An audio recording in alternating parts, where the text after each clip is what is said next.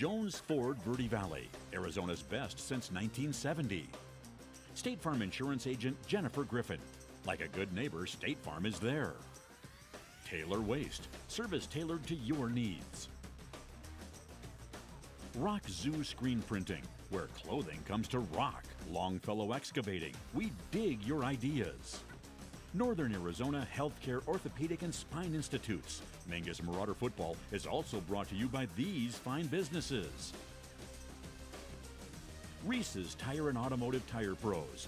More miles for your money. Larry Green Chevrolet, the people place. All Price Insurance. Call 634-2311 to get your quote. Gettles High Desert Mechanical, Heating, Cooling, and Plumbing. Don't settle, get Gettles. Tiffany Construction, a reputation for exceptional service and an unwavering commitment to quality. D-Best Plumbing, they believe in getting it right the first time. Sun Country Custom Woodworks, serving all of Northern Arizona with commercial and residential custom cabinets. And Yavapai College, you can, we can, together. And now, here's the voice of your Mingus Marauders, Jackie Bessler. Welcome one and all here to Prescott, Arizona, home of the Badgers. The Mingus Marauders on the road for Game 10, the final game of the regular season. Jackie Bessler along with Nick Yatsinko. Glad to be here, and cool weather here in Prescott, Arizona. Not quite as cold as Coconino, but it's going to be chilly just the same, yes? Yeah, about 58 degrees for kickoff, and I'll tell you, coming from the valley, Jackie, it's still hot down there. So this is a great relief to come up to the northern Arizona part, and this is beautiful weather for football. Okay, anything beyond like 55 degrees is freezing to me. So True. So I will be bundled up for the second half, no doubts whatsoever. Out here tonight, the Mingus Marauders, the Prescott Badgers. Mingus comes in 4-5. Prescott Badgers comes in, they come in 3-6 on the season. Both teams playing for pride. There is no opportunity for any kind of playoff picture for either one of these squads here tonight. But obviously the Mingus Marauders and the Prescott Badgers on their senior night are going to do battle here in Prescott, Arizona. We're going to take a break. When we come back, we're going to look at schedules. We're going to look at the teams. We're going to look at the playoff picture and so much more when we return to Prescott High School after this. All Price Insurance on Main Street in Cottonwood is your local insurance provider for personal and commercial insurance. Call and compare over 150 different insurance companies for home, auto, commercial, RV, motorcycle, boat, or ATV. Specialty insurance and insurance bonds are no problem at All Price Insurance in Cottonwood. I'm Chris. And I'm Tandy, owners of Taylor Waste. We're homegrown in the Verde Valley and nearly your last local choice. We want to be your first choice for residential and small business garbage service. Get a free month service when you make the switch to Taylor Waste. And enjoy monthly service as low as $16 per month. Visit TaylorWaste.com for more information. Or to start service, call Taylor Waste at 649-2662. Taylor Waste, service tailored to your needs. People often refer to Larry Green Chevrolet as the people place. Keeping that reputation is a priority in the community and with every customer that comes through the door. Larry Green Chevrolet, we're better and we'll prove it. If you're in the market for a new or pre-owned car, truck, van, or SUV, you'll find our selection extensive and the sales team professional and courteous. Visit Larry Green Chevrolet just off Highway 260 next to Walmart or LarryGreenChevrolet.com.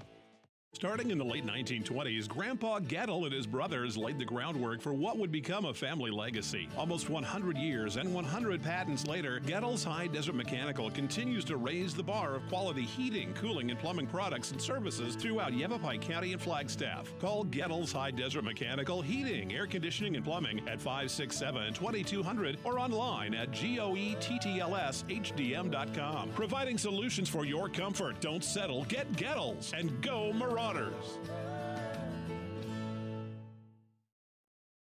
Back here at Prescott High School, home of the Badgers, Jackie Bessler, Nick Yatsinko along with us. The Mingus Marauders come in 4-5 here this year. In fact, they went into a winning streak, 4 games in a row, starting on the road at Blue Ridge, took down Copper Canyon, Deer Valley, and then at Flagstaff. And since that time, lost 3 in a row to Bradshaw, Coconino, and Lee Williams, all playoff teams for the, well, most likely playoff teams here for the 2023 season. The Mingus Marauders losing last week to Lee Williams by a score of 32-12. That one easily could have been 32-20. Could have even been a closer game. But 4-5 versus teams 49 and 33 on the season. Prescott, I was talking to Coach Collette, and he said that, you know, if things had gone right, this team could come into tonight 6-7-2 or 6-3. He said that Northwest Christian and Thunderbird were 2 real squads that they were going to have trouble with regardless of what kind of game they had. Other than that, they thought every other game they were in it and could win it. Yeah, and a couple playoff teams that you just mentioned in Northwest Christian and Thunderbird. And yeah, very compatible teams, Mingus and Prescott. That's why tonight's going to be a great pride football game here, right? I mean, we had a couple close calls in the Grand Canyon region. Like you said, could have gone either way. Same for Prescott. So just the same as Coach Collette said, Prescott could have been, you know, 6-3, 7-2. Marauders could have been the same way. So it's going to be interesting tonight. The Badgers are 3-6 altogether, and their teams, very similar to Mingus, all the teams they played combined for a record of 48-33. So yeah, you know, on stats, they're pretty close. Yep. Record-wise, they're pretty close. This will probably be a really good game here tonight. Right now, Yuma Catholic has Northwest Christian number 5. They're number 1. Yuma Catholic, that is. They're 9-0, trying to go for the perfect season. Canyon del Oro, who is open, number 4. I didn't think there was a chance that they could get back into the Open, but they did. So they are number 4 in the Open. They are also looking at a 10-0 season. Micah Mountain is number 3. Their only loss coming to Canyon del Oro. Arcadia sits number 4. They are undefeated as well. Northwest Christian is number 5. They actually got beat by Thunderbird. So that dropped them. Thunderbird is right behind them at number 6. East Market 7. Lee Williams sets in at number 8. And then as we go through the rest of the Grand Canyon region, you've got Bradshaw sitting at 12, Coconino sitting at 13. Those are the 3 playoff teams for the Grand Canyon region 1, 2, and 3. But let's talk about the Grand Canyon region, because you've got Lee Williams matching up against Bradshaw here tonight. And obviously, if Lee Williams wins, then they're perfect in the Grand Canyon region. They take the Grand Canyon region.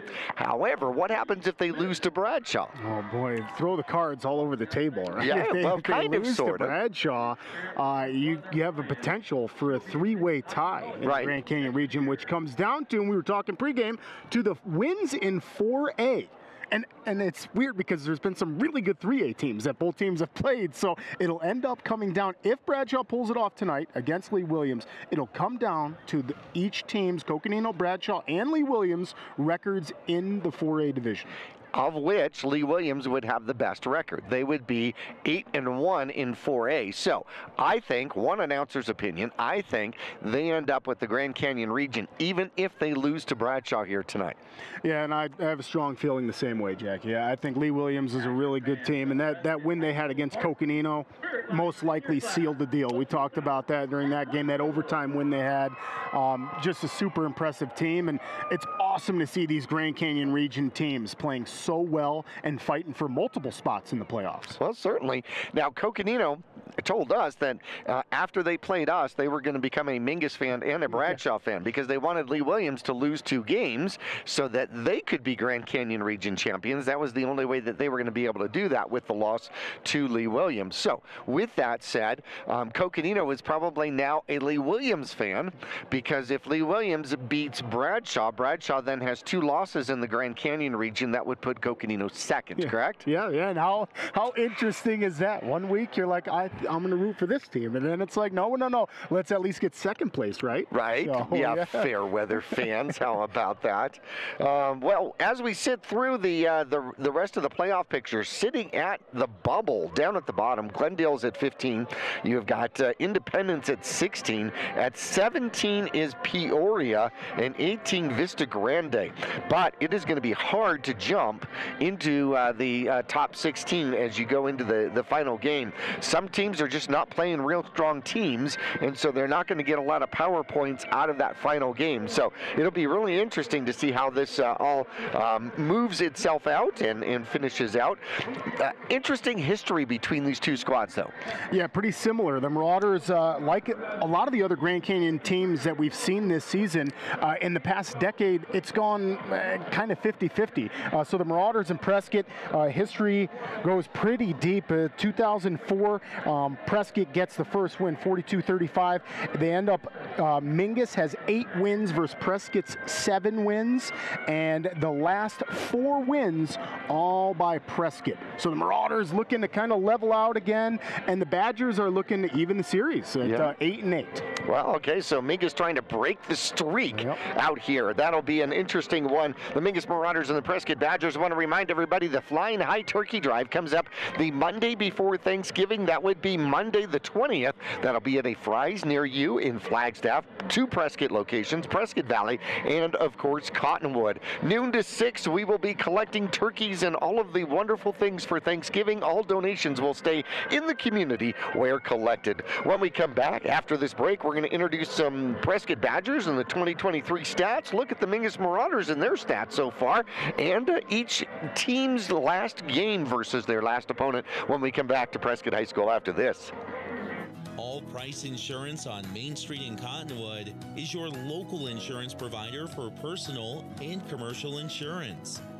Call and compare over 150 different insurance companies for home, auto, commercial, RV, motorcycle, boat, or ATV. Specialty insurance and insurance bonds are no problem at All Price Insurance in Cottonwood. People often refer to Larry Green Chevrolet as the people place. Keeping that reputation is a priority in the community and with every customer that comes through the door. Larry Green Chevrolet, we're better and we'll prove it. If you're in the market for a new or pre-owned car, truck, van, or SUV, you'll find our selection extensive and the sales team professional and courteous. Visit Larry Green Chevrolet just off Highway 260 next to Walmart or LarryGreenChevrolet.com. Choose the region's most comprehensive heart program. Choose care close to home. Choose world-class surgeons. Choose Northern Arizona Healthcare. Choose precision. Choose innovation. Choose robotic-assisted knee and hip replacement. Choose Northern Arizona Healthcare. For 30 years, Roxu screen printers have provided Northern Arizona with clean, crisp, quality screen printing. They work with you to make the right choices in creating the right artwork and message to put forth your best image. Choose from brand name products and even fashion-forward designs, including caps, tees, sweatshirts, polos, and jackets. Make Roxu your choice for work and sports uniforms, workwear, resort wear, and more. Find out more at rokzootees.com. Roxu screen printers in Cottonwood, where clothing comes to rock.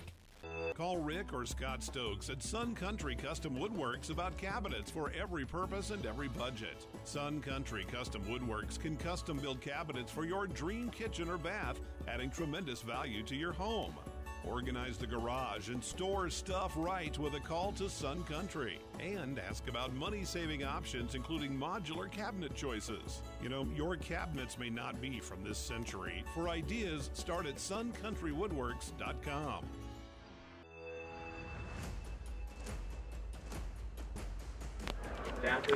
Back here at Prescott High School, home of the Badgers, the Mingus Marauders at 4-5. The Prescott Badgers at 3-7 coming into tonight's competition. And we'll take a look at the Prescott Badgers here.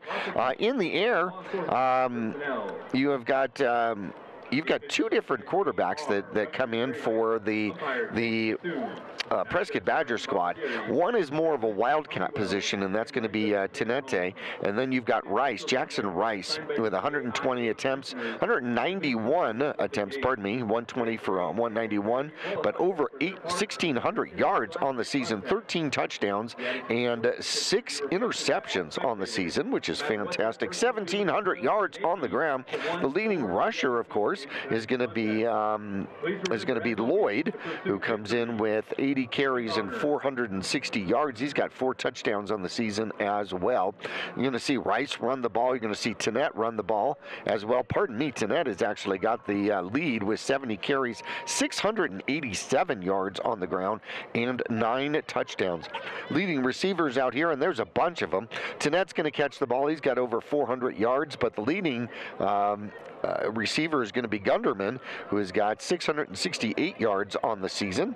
And as we go through, Peoples has got 217 yards, 281 yards from Rummage, and Muffley has 121 yards.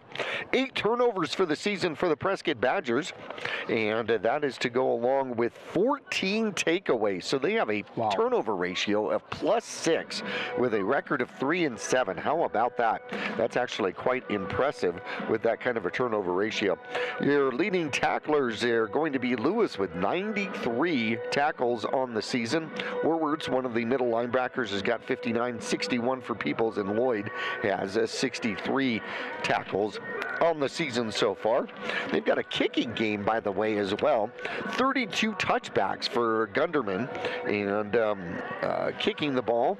And scoring-wise, how about 19 for 22 in PAT attempts and 5 out of 5 for field goals. So this squad can definitely kick the ball, which I think is going to be impressive. Might make a difference in this game. And, of course, last game versus Coconino, they fared fairly well, did they not? Yeah, they most certainly did. Final score in that game ended up being Coconino 42 and the Badgers 37.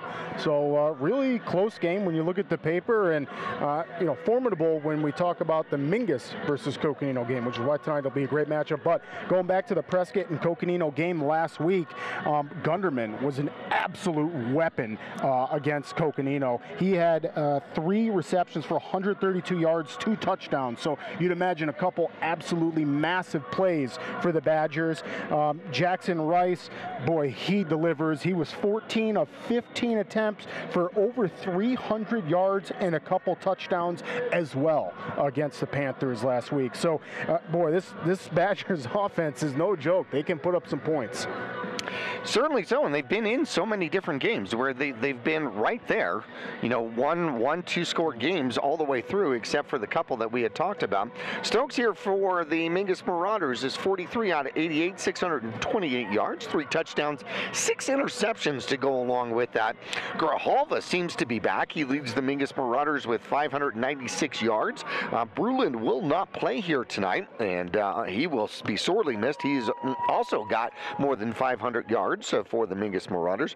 Camacho leads all receivers with 173 yards, Grijalva with 123, and a host of other Mingus Marauders catching the ball. Unfortunately, 19 turnovers so far this year, which has been kind of costly.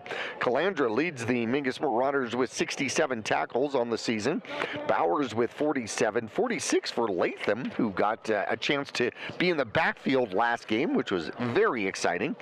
17.5 sacks out there for the Mingus Marauders, led by Bowers, who's got 5.5.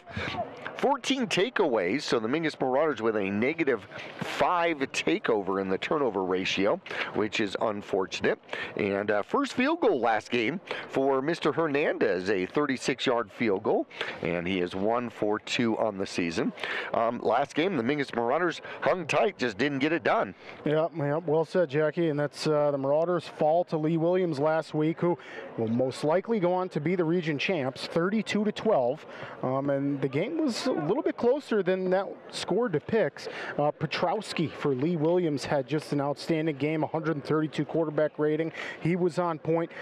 Rain Stokes, 4 for 9, couple interceptions. Now the interceptions definitely don't kind of count towards him because one was right at the end of the half, the other one was a tip ball, so not much you can do about that. But when we kind of reflect on some of the season, Jackie, and that turnover ratio, for the Badgers, they were plus, right? So they did a great job all season getting those turnovers, and they've had several close games, right? So if you think about the Marauders, if they could have flipped the switch on that maybe and been in that plus category, who knows? We may be looking at a few more wins. But no, last week against Lee Williams, the Marauders played tough, same as they did against Coconino, and that's great because tonight should be a good dogfight. We're going to take a quick break. When we come back, we will go through the coin toss and all of that fun info when we return to Prescott High School after this. I'm Chris. And I'm Tandy, owners of Taylor Waste. We're homegrown in the Verde Valley and nearly your last local choice. We want to be your first choice for residential and small business garbage service. Get a free month service when you make the switch to Taylor Waste. And enjoy monthly service as low as $16 per month. Visit TaylorWaste.com for more information. Or to start service, call Taylor Waste at 649-2662. Taylor Waste, service tailored to your needs. The right vehicles, the right people, the right price. Make Jones Ford of Verde Valley the right place to buy. Choose from our new in-stock Ford selection or custom order just the way you want it. Buy pre-owned with peace of mind with Jones Ford's lifetime powertrain warranty at no extra cost. Plus, drive a little, save a lot. Jones Ford is your tax advantage destination. So, for the right vehicles at the right price, make the right choice. Jones Ford Verde Valley, family owned and operated for over half a century. Just off I-17 in Camp Verde. Yavapai College has many degree and certificate programs to get you on track to a rewarding, well-paying career in a variety of industries such as healthcare, manufacturing, construction, elementary education, and art. Fall semester starts on August 15th, so there's still time to register. Visit us online today at yc.edu/admission to connect with your future career.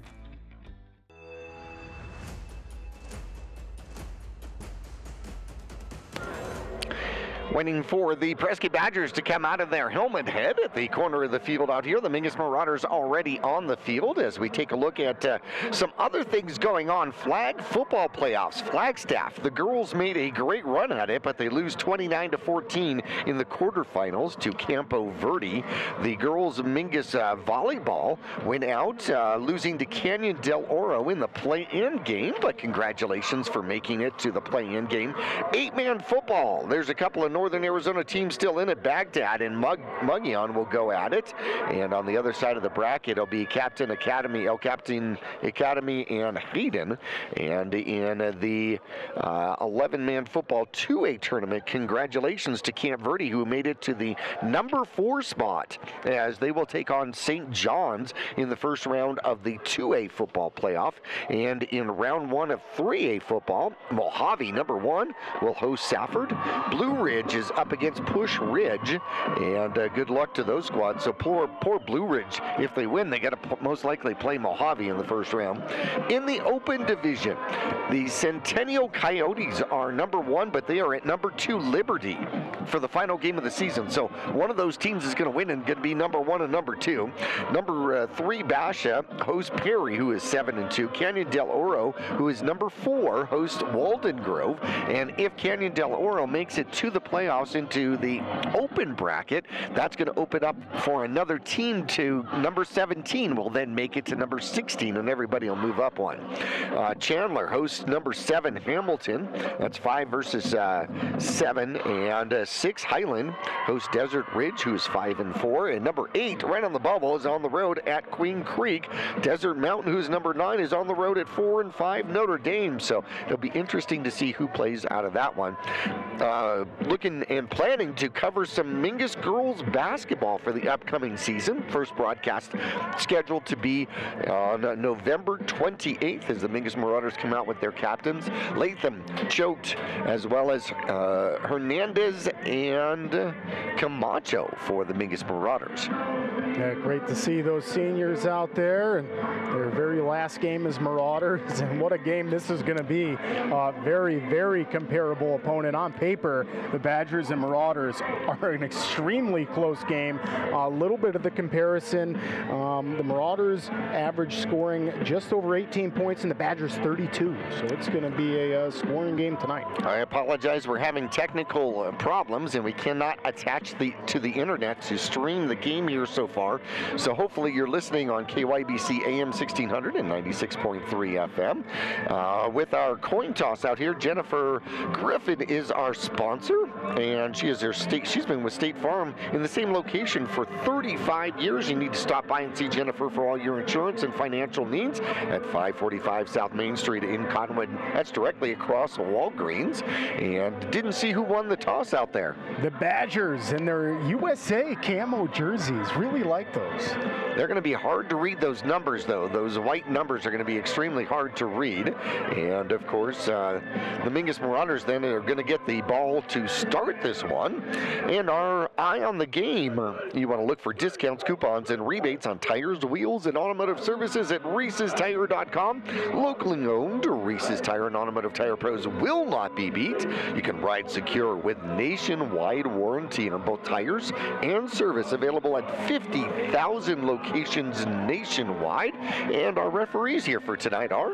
Referees are Perry Haychuk, Chase Kaysen, Tommy Wells, Tanner Holmes, and Ryan Bardiari. And just to correct myself there, Jackie, was the Badgers chose to receive. Oh. So we will have the Marauders getting the ball at the second half. The Badgers are going to start on offense for this one. Well, that means that the Mingus Marauders won, because I saw the decline for the Mingus Marauders.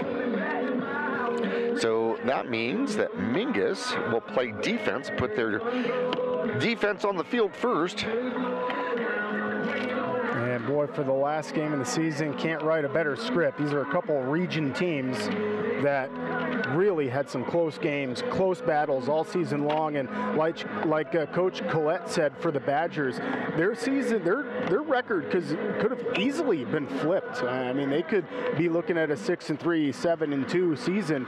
And there's definitely an argument there that the Marauders, we could be the same way. Had a few things go differently. Maybe we don't lose a turnover category like we do. It could be a totally different picture, but nonetheless, I mean, tonight's game on paper is just super, super close. So I'd imagine this one is going to come down to technicalities. I mean, I think you can't make mistakes tonight. Mistakes are going to be crucial. You got two teams ready to capitalize, and you got to keep it close and not make. The Marauders last couple weeks done a great job of not making mistakes and getting their offense started. Camacho's going to kick off for the Mingus Marauders, going left to right across your radio dial. He puts a boot in it. It is deep, and it will go into the end zone. A little help from the Mile High City here at Prescott, Arizona, and that is fantastic. That avoids any kind of a run back, and the Prescott Badgers will start at the 20. And we got a couple guys who can kick the touchback. Camacho can kick a touchback. Hernandez can kick it for a touchback. That's awesome. Got some weapons. 22 different seniors on the Mingus Marauder squad, and this is their final game for their high school career. And so that's got to create a whole different set of nerves out there. Yeah, it sure does. This is it. This is your last chance to go out there with all your friends and leave it all out on the field and play your hardest game of the season. Rice is in the backfield as quarterback, sends two receivers to the right side, takes a snap, and then pitches to the right-hand side, and hit and taken down out there by the Mingus Marauders. Looks like Calandra on the tackle. 1 yard gain. And I want to say it was Lloyd with the run for a 1 yard gain. 2nd and 9 now from the 21-yard line. Well, that was a great job by the defensive line to just kind of shift over there towards the option. Here comes the snap, and they run right up the middle. Watson rides him to the ground, but he'll pick up a decent gain past the 25 out to the 27, 6-yard gain. I can't tell if Watson was just trying to grab the ball. I think he was trying to rip that ball out. One back in the backfield with Rice. Sends 3 receivers out. 2 receivers now go from the left to the right. and there's movement all over the place, and there comes a flag. Yep, too many people moving at once. And Camacho called it from his safety position, and that should be a 5-yard penalty and back up the Prescott Badgers. Trying to start his internship as a referee. Did a great job. He's right. We're just kind of watching all the Prescott Badgers move. There must have been 4 or 5 of them in motion there. Yeah, you can move multiple players at once. You just can't move forward toward the line. And at different times. No, that's true. So one deep back, and now they're going to move people over to the left-hand side of the line. There is the snap. Quarterback fakes the handoff, throws the ball downfield, and it is broken up. Camacho got a hand on it, and that is going to bring up a big 4th down. However, there is a flag on the near sideline near the 20-yard line. Yikes, and didn't catch what the flag's going to be. Thought it looked like a great play. Nice defensive back job by Camacho there. Coach Montsabaya says, no, I want to decline it. So it should bring up a 4th down situation. Illegal man downfield. It is declined. And so that's going to bring up a 4th down situation. And we're going to see if Prescott, you would imagine that Prescott's going to punt. You would think that Prescott's going to punt. Camacho goes back thinking that Prescott's going to punt. Yeah, it's Tanette comes out. Safe bet that they Now, Tanette is also a Wildcat quarterback, and he is going to quick punt it, and it will bounce at about the 40-yard line and the 45, and it takes a great roll inside the 20, inside the 40, gets a little extra push out there, running down, and that was that Gunderman? Yeah, I think that was Gunderman trying to help it go downfield. That was a great job, Gunderman. I think he might have got an extra yard out of that fanning. I wonder if he was blowing, too. You'd imagine he was. He was doing everything he could to get that ball going down further, and that's a nice punt by the Badgers. Well, the Mingus Marauders cause a 3-and-out to start for the Prescott Badgers, which is fantastic. Mingus starts in a wing. You got Grijalva in the back, and it's going to be Senna who picks up the first run of the game, and he will get across the 35-yard line back to about the line of scrimmage, and that's about it. Yeah, just trying to get to the outside, and he's obviously not going to get there, so cuts up, and it's a nice job by Isaac Muffley out there on the end there on the defensive line, not letting him get anywhere near the sidelines. So 2nd and 10. Actually, they say 2nd and 11, so he lost a yard. Here come the Mingus Marauders. Leckington comes to the near side, and there is movement and a handoff up the middle. Go the Mingus Marauders, and I think that's Grijalva with the run. And he will pick up decent yardage for the Mingus Marauders. He'll get 6 or 7. Yeah, and that's just a nice push by the offensive line right there. That's just a trap to the left side, and great push by the offensive line to get Grijalva upfield. They officially give him 6, so it is now 3rd and 5 for the Mingus Marauders at their own 43-yard line. Just underway. Mingus forced a 3-and-out, their first possession. Stokes takes the snap, hands it off, and hit as soon as he gets the ball out there. They tried the trap. It did not work. Grijalva loses a yard, and that's going to bring up 4th down, middle of the field. What do you do here? Yeah, I think you punt it. I think you kick it away early on. You'd imagine this is going to be a fairly close game, so I would boot it away, try to win the field position battle. Leckington is back for the Mingus Marauders. Camacho comes over to a wing position, and they go strong right with this punt formation. And there's the snap, and Leckington will get it off. It is a high punt. It is a short punt, and it is out of bounds. And we're going to see where they're going to mark it. They are going to mark it at the 40-yard line. So not a fantastic punt from Leckington, but he does keep it from getting any kind of a return by kicking it out of bounds. But it'll be a decent field position. So 2 3-and-outs, and Prescott ends up with a decent field position starting at the 40. Yeah, and I'm not surprised by that at all. I mean, these teams are going to be feeling each other out for a couple possessions here. It seemed like no trick plays or anything like that. Just bread and butter plays from each side, and now the Badgers' turn again. Strong left here, and now they're going to move 2 players over to the right side, make it strong right. Quarterback Rice takes it, hands it off, and cutting up underneath. Sena got him from underneath, and he's going to lose a yard. And both squads playing some pretty decent defense to start this one. Trying to get a number out there. It is hard to see numbers. That's number 23 that ran the ball. And that is going to be Briseño with his first run, and he'll lose a yard. 2nd and 11 now from the 39-yard line. There is a snap. Quarterback goes back to throw, throws, has a man, his tight end up underneath, and he keeps trying to run, but he will get tackled right at about the 46-yard line. Gain of 7, and brings up a 3rd and manageable out there. Yeah, and that's Isaac Muffley on the catch, and boy, what a big body that is. That's going to be hard to bring him down. You saw at the end of that play, he just literally right over the top of the Marauder, laying on the ground tackling him. Just keep chugging his feet. One back deep in the backfield for the Prescott Badgers. Muffley with the only catch so far in the game. Quarterback is going to throw again, throws to the outside. He has Muffley. Muffley will get the first down past the 50 into Mingus Marauder territory. Leckington gets part of the tackle, and it's another 7-yard gain. Yeah, goodness, Muffley is going to be a good target all night long. You see the truck stick there. Nice job by Max Leckington to finish that tackle as Muffley lowers his shoulder and gives him a big hit.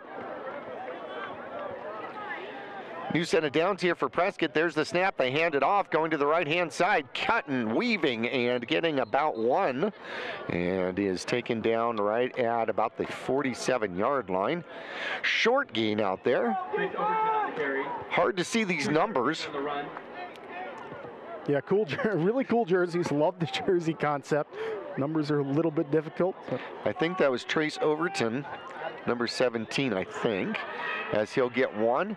There is a snap, running up the middle, getting good yardage is number 21. He'll get to the 40-yard line of the Mingus Marauders. And that is Adam Lloyd for his 3rd carry.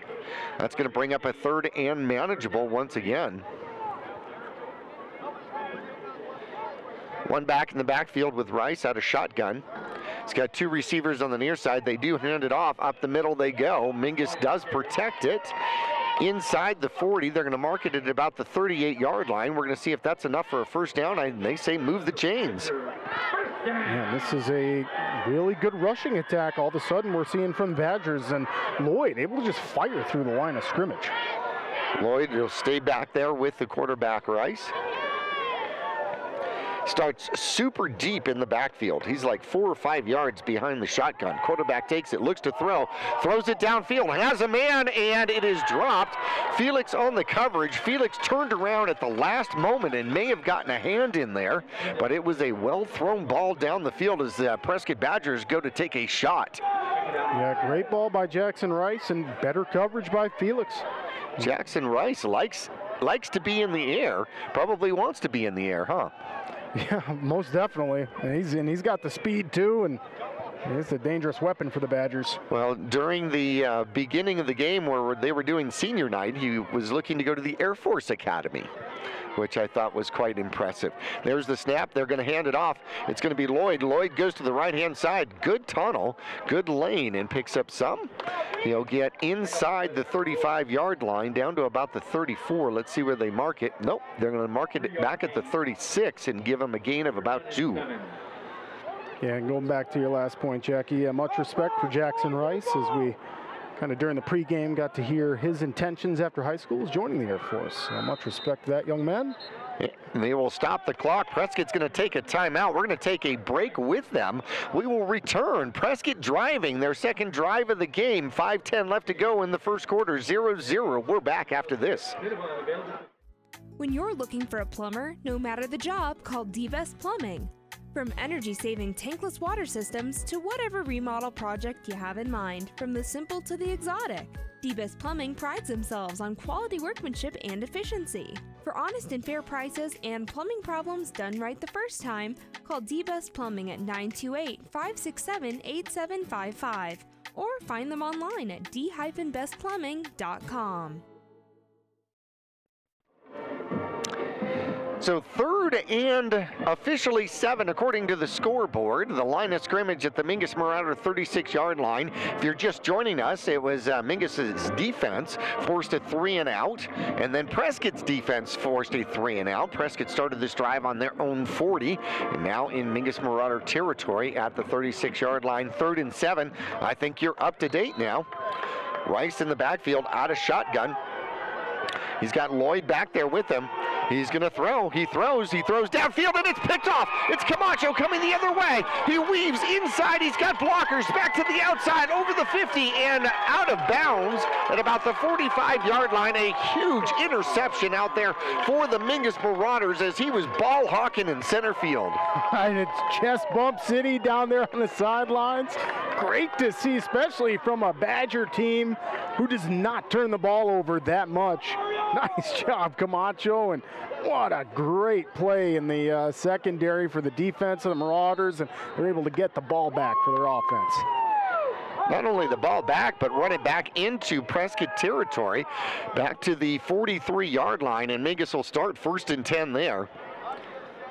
Stokes under center will hand it off, and Grijalva tries to find some room up inside, finds very little, maybe one, as he has the duties inside for the Mingus Marauders. Yeah, and I feel like that's a generous spot for the Marauders. They're going to give them one, looks like, and didn't really look like they went anywhere, just stuffed at the line of scrimmage, but Marauders offensive line doing a good job of getting them the yard. 2nd and 9 officially from the 42-yard line, as my thin-skinned body here, I'm going to put on another jacket. There's the snap. The Mingus Marauders, it's going to be a keeper. Stokes will pitch it to the outside as De La Haye gets the pitch on the far side, wearing number 5 for the Mingus Marauders. He'll get down to about the 35-yard line.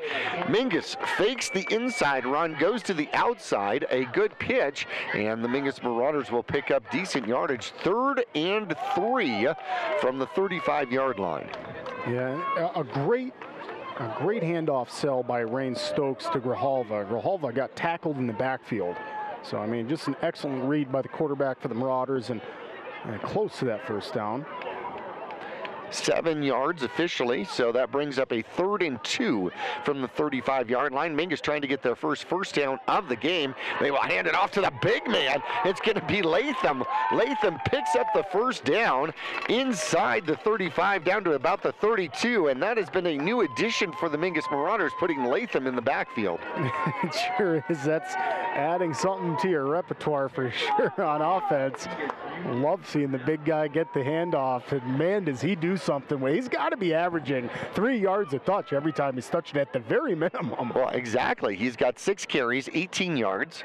Now he's got 7 carries, 21 yards, and he did get a 1-yard touchdown run last week for the Mingus Marauders. Mingus goes into an I formation here. And there is the snap. They give it to the first back. No, it's going to be a pitch to the outside. Here come the Mingus Marauders. Good block downfield, and it's going to be Senna. Senna gets close to a first down out about the 20-yard line. Great blocking downfield by the Mingus Marauders. Yeah, and another great option read by Rain Stokes in this Marauder offense. I mean, your running back gets tackled that you initially fake the handoff for, then Stokes gets tackled as he pitches the ball, and Senna able to finish that off. It's a great job by the offense. Senna picked up 11. The Mingus Marauders now at the 21-yard line. Another set of downs. First down for the Mingus Marauders. Senna sweep coming the opposite way. Gets caught from behind. A good defensive play out there, and he's going to lose 1. Power, except the wave kind of crashed behind him. Yeah, and that's just that Badger defensive line, number 75 out there for the Badgers, and a couple of big bodies out there for them, and they're able to hold strong on that defensive line. So 2nd and 11 from the 22-yard line. Camacho's going to go to the top of your screen. Far side of the field, I formation out there.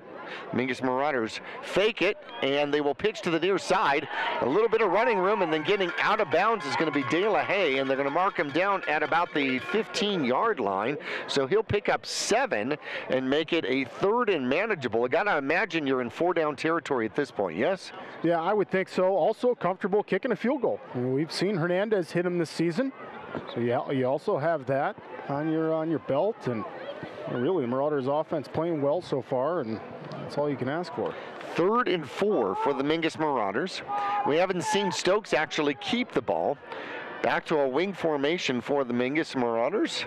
There is the snap, and the handoff goes to Grijalva. Grijalva finds some room, and he wanders his way down toward the end zone and in.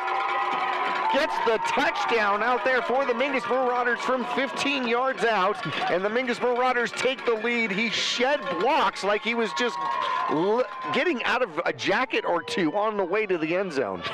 Good call, Jackie. That's an awesome run by Grijalva. That's beast mode right there. That's a little bit of Marshawn Lynch. Just will not go down.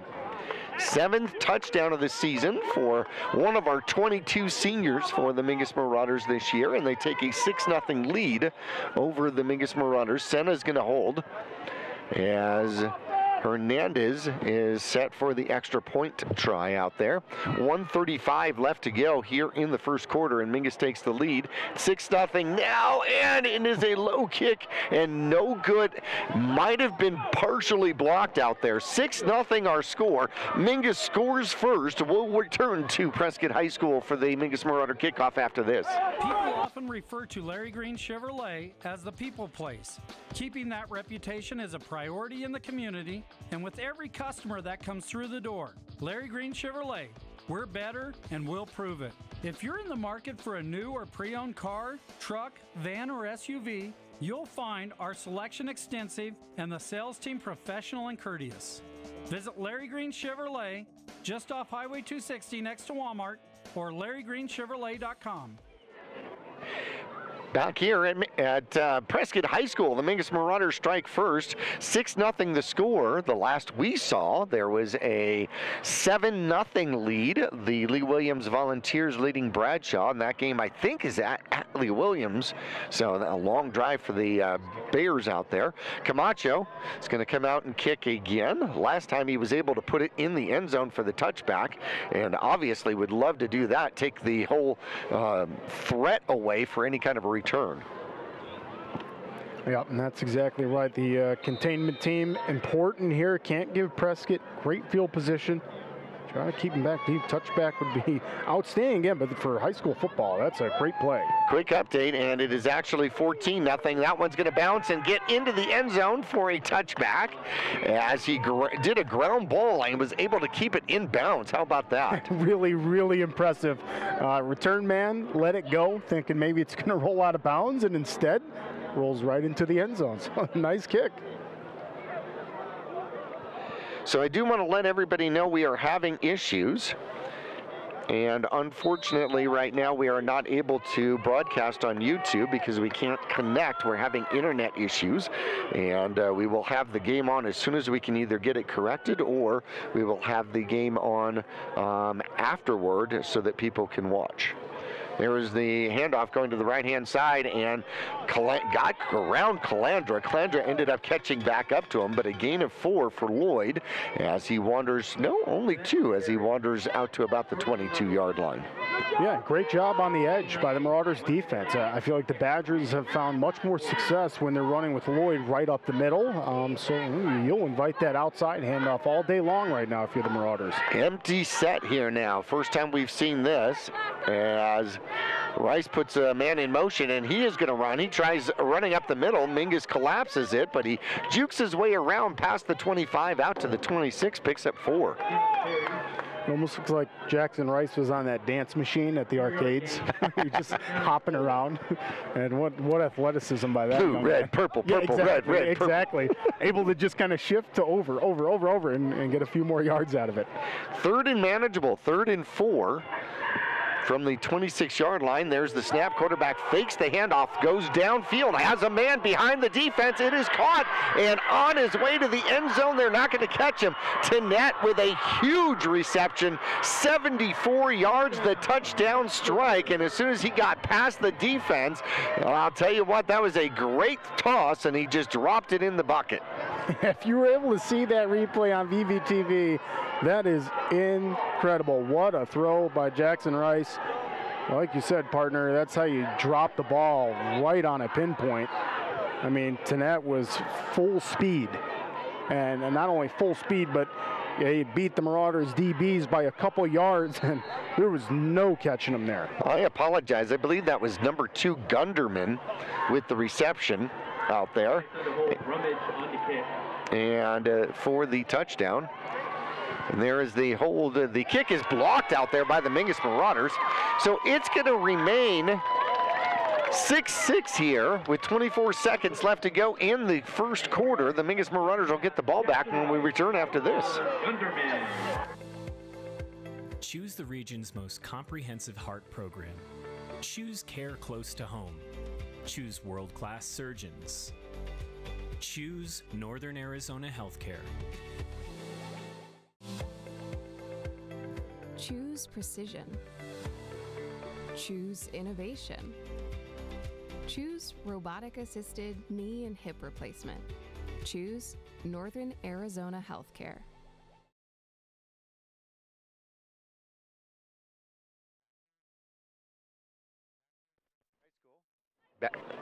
Back here at Prescott High School, the Badgers about to kick off. You see the smoke rolling through the air. That's not actually from the wildfires. That is from something they shot off on the Prescott side, by the way. Boy, the wildfire smoke has been rough this whole week. Mingus Marauders and the Prescott Badgers tied 6-6. There is the kickoff. It is high. It is short. It is returnable by the Mingus Marauders right at about the 20-yard line. And up the sideline go the Mingus Marauders and out of bounds close to the 40. That might have been Moody. Could have been number 10 out there that took the return and got it back to about the 40-yard line. And they're going to say he stepped out more closer to the 35. Yeah, nonetheless, good return, like you said, and Marauders not bad field position. And boy, one thing I'd like to see, Jackie, is that option has been working great for the Marauders offense so far in this game. Haven't seen it much all season, but boy, tonight they're looking sharp when they're running that. So Mingus with decent field position, as if they had actually kicked it out of bounds. Want to remind everybody we are having technical issues and are unable. Ralston gets it going up the middle, and that's, hey, a few yards each time you carry the ball. That's going to get it done. Well, that was the second man, so it was 2 good fakes out there by Stokes. And that's going to end the first quarter. All right, 6-6 is the tie here at Prescott. Mingus will switch sides, and we'll be heading from right to left when we come back after this. People often refer to Larry Green Chevrolet as the people place. Keeping that reputation is a priority in the community and with every customer that comes through the door. Larry Green Chevrolet, we're better and we'll prove it. If you're in the market for a new or pre-owned car, truck, van, or SUV, you'll find our selection extensive and the sales team professional and courteous. Visit Larry Green Chevrolet just off Highway 260 next to Walmart or LarryGreenChevrolet.com. All Price Insurance on Main Street in Cottonwood is your local insurance provider for personal and commercial insurance. Call and compare over 150 different insurance companies for home, auto, commercial, RV, motorcycle, boat, or ATV. Specialty insurance and insurance bonds are no problem at All Price Insurance in Cottonwood. Back here at Prescott High School, Grijalva with a first down run. He needed 5 and got up past the 45. He picked up 8, so the Mingus Marauders will have a new set of downs at their own 48-yard line. Yeah, the offense is starting to click here for the Marauders. Keep up that momentum and march this ball right downfield. Grijalva with 29 yards so far in the game. I formation, and they will hand it off. Senna follows his blocker to the right side. He'll get past the 50, gain of about 2, and got caught from behind. Ball carried by number 6, Isaac Senna. Yeah, good job by the offensive line, just kind of shifting over to the right, following their blocks. And you saw him kind of run into Hernandez there. That was on his block, and if you can get a couple yards out of it, that's what's important. De La Haye comes in, might be bringing the play in. Mingus Marauders in a huddle. 6-6 your score. 10:56 left to go in quarter number 2. Mingus scored first, drove the ball, and then a quick strike by the Prescott Badgers. 74 yards in the air, tied it up. And the big man rumbles and stumbles up the middle and is going to get close to the 45-yard line. Let's see where they're going to mark him. They're going to give him to the 46. And that is going to bring up a 3rd and manageable, 3rd and 5, 3rd and 4 out there. Yep, very 3rd and manageable here. See what Coach Montebias has for this Marauders offense, who's huddled up and making sure they're all going to execute. Everyone's on the same page. Careful of that snap count too. Marauders might try to catch the Badgers. Mingus Marauders trying to string together some first downs here.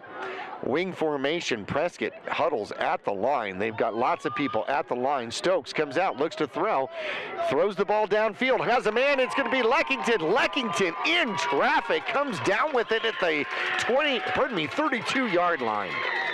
What a throw. What a throw by Stokes. Finds himself in the pocket, waits it out, takes the hit. For all you young quarterbacks, that's how you do it right there. He sold his body there to just make a great pass, and Leckington with a better catch, like you said, Jackie, in traffic. And that's how you move the chains right there.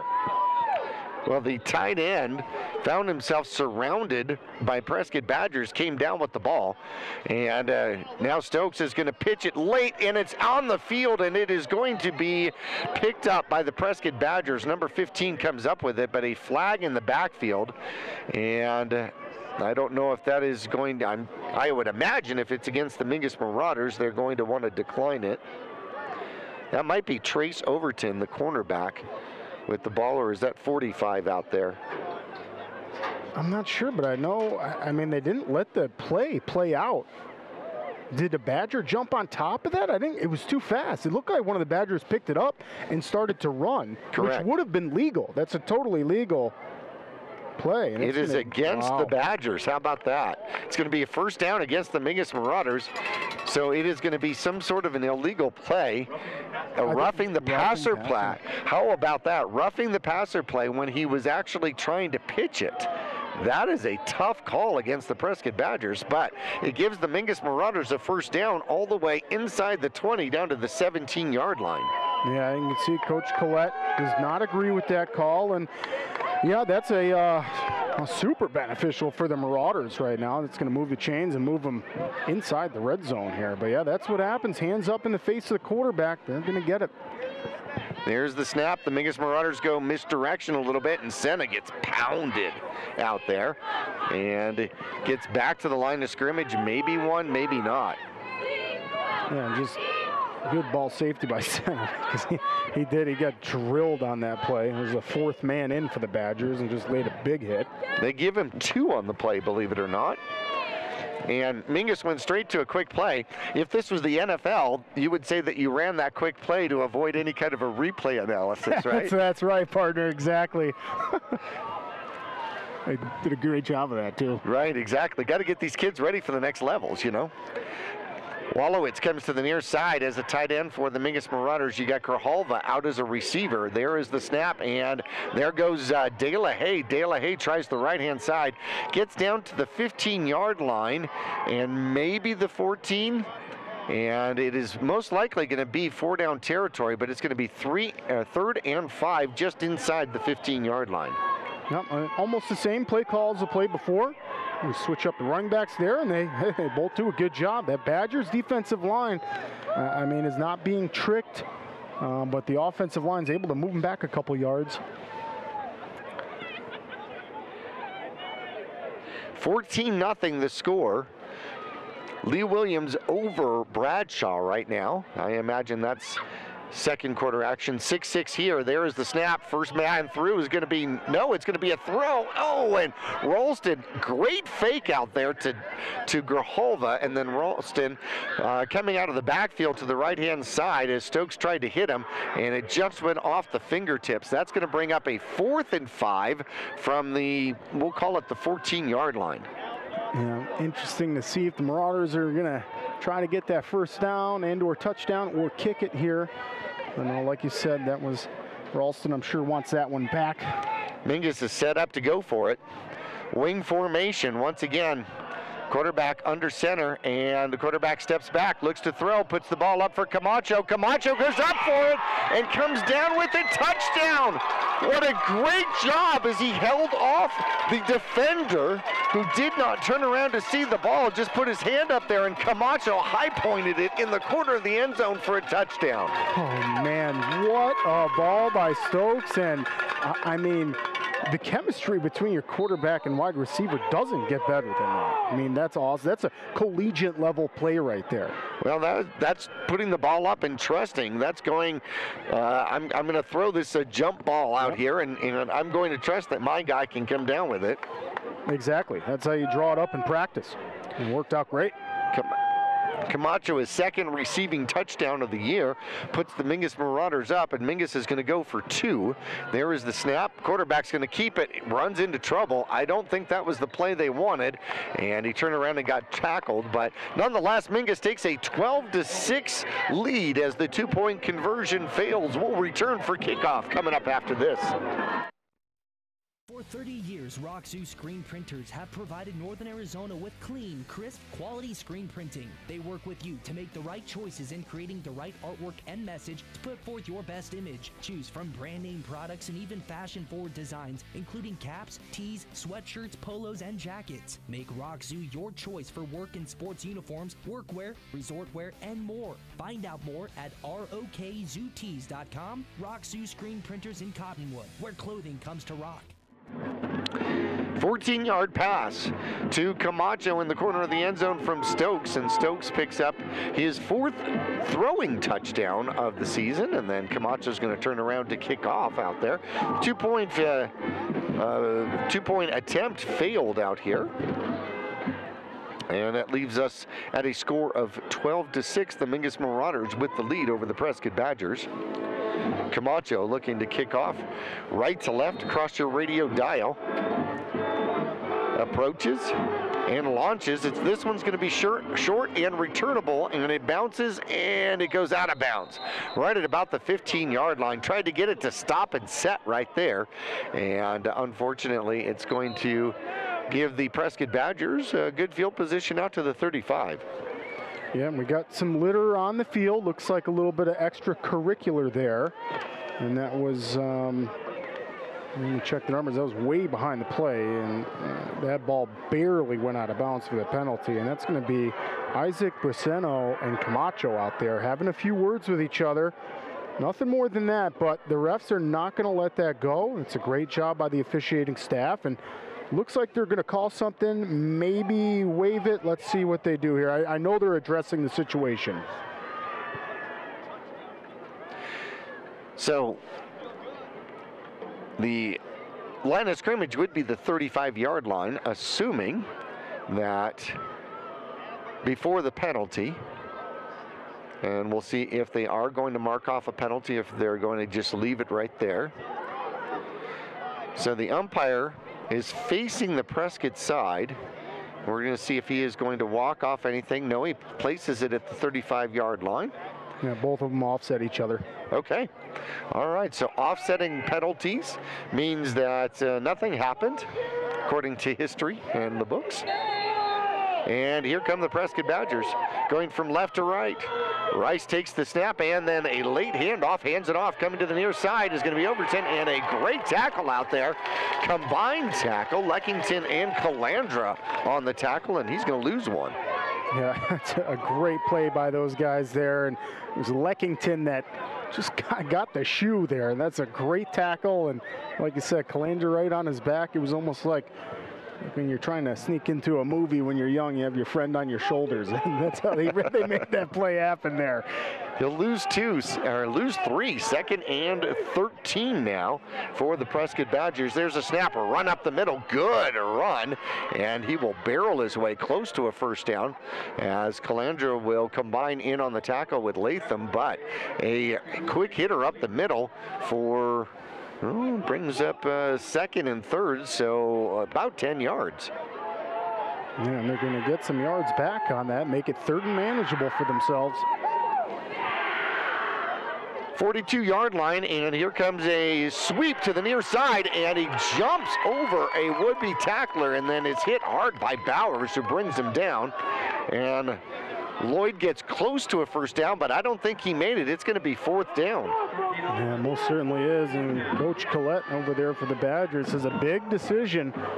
4th and 1, you have obviously some great weapons on offense.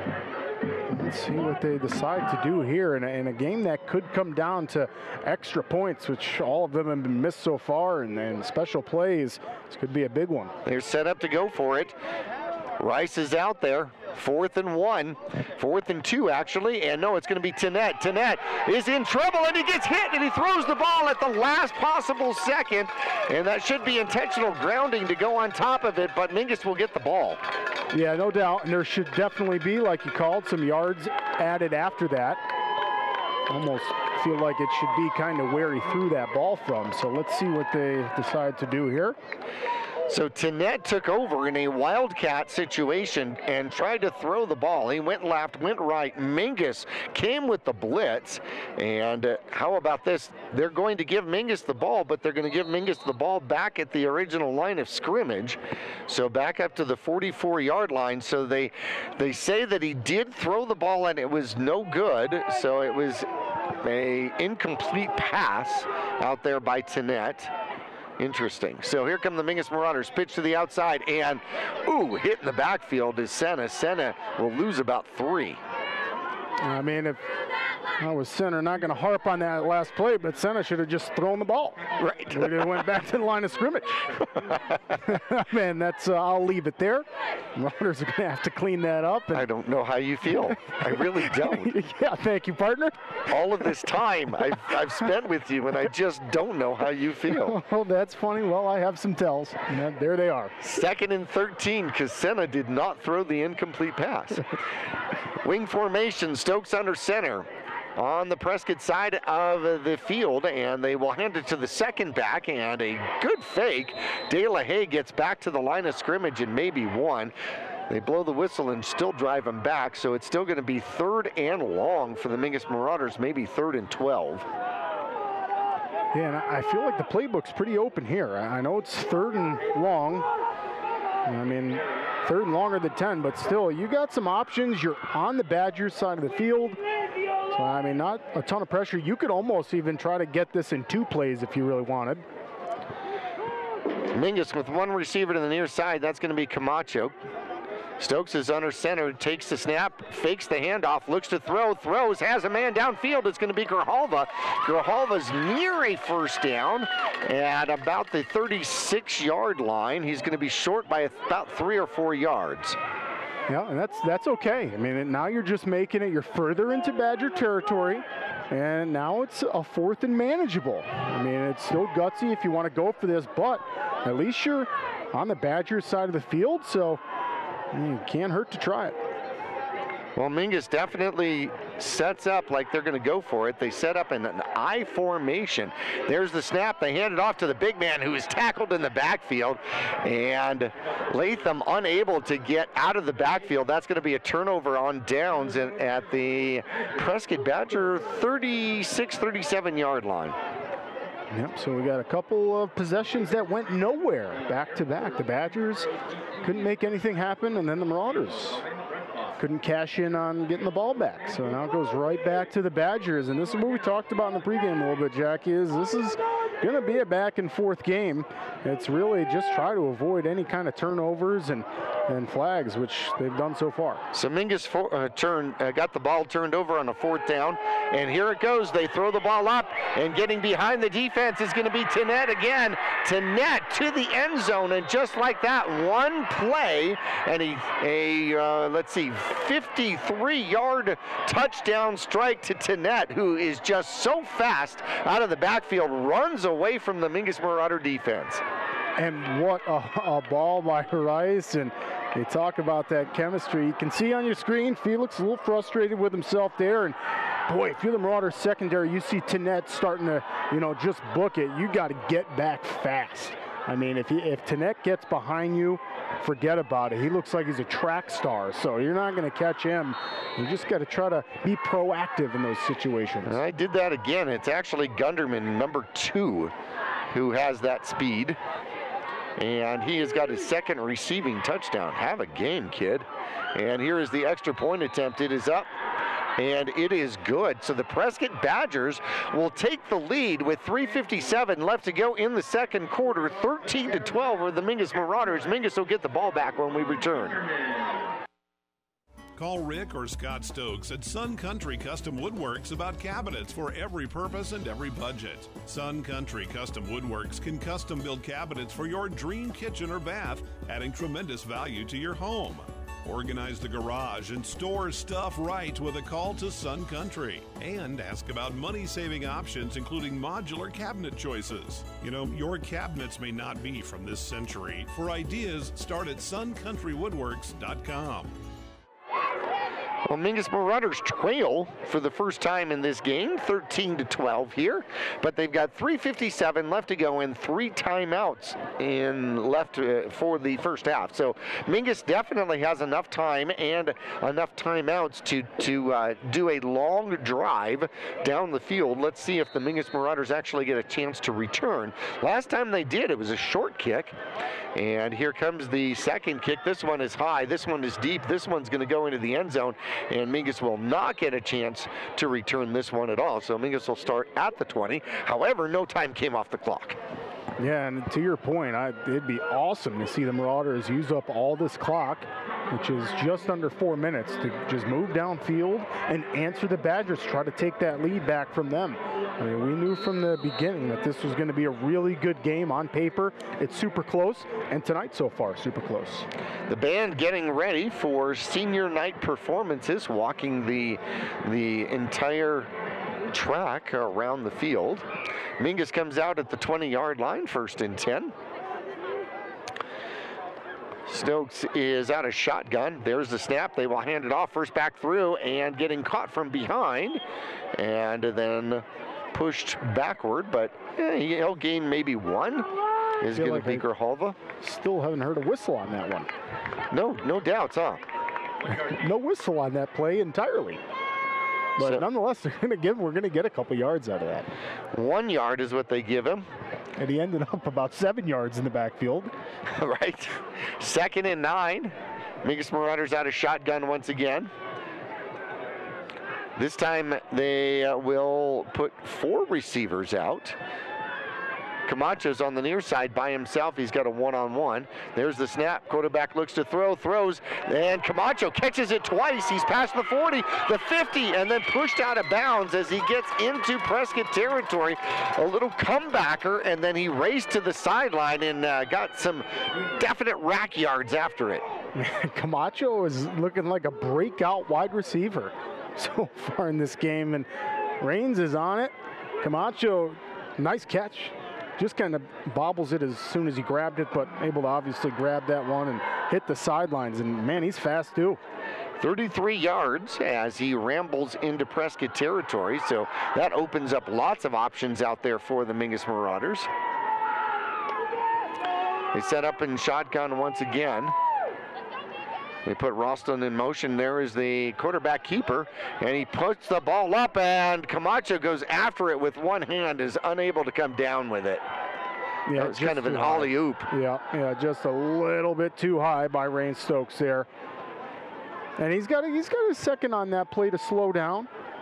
And the offensive line gave him some good time, and he just kind of threw that one as he was scrambling out. and just over the top. Second incompletion of the game, only the second incompletion of the game for Stokes. 2:53 left to go on the clock. Mingus trailing 13-12 here in the second quarter. 2nd and 10 from the Prescott 46-yard line. Man in motion, and it is going to be who got the handoff? It was Stokes kept it himself, and he got hit like 19 times before he went down. Clock rolls under 2:40. They're going to give him no yardage on that. And that's going to bring up 3rd and 10 from the 46-yard line. That must have been like running through a gauntlet.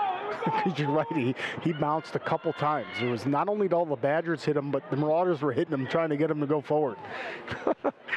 And they went nowhere. No one won the scrum. Pinball here at Prescott. Over center with Stokes.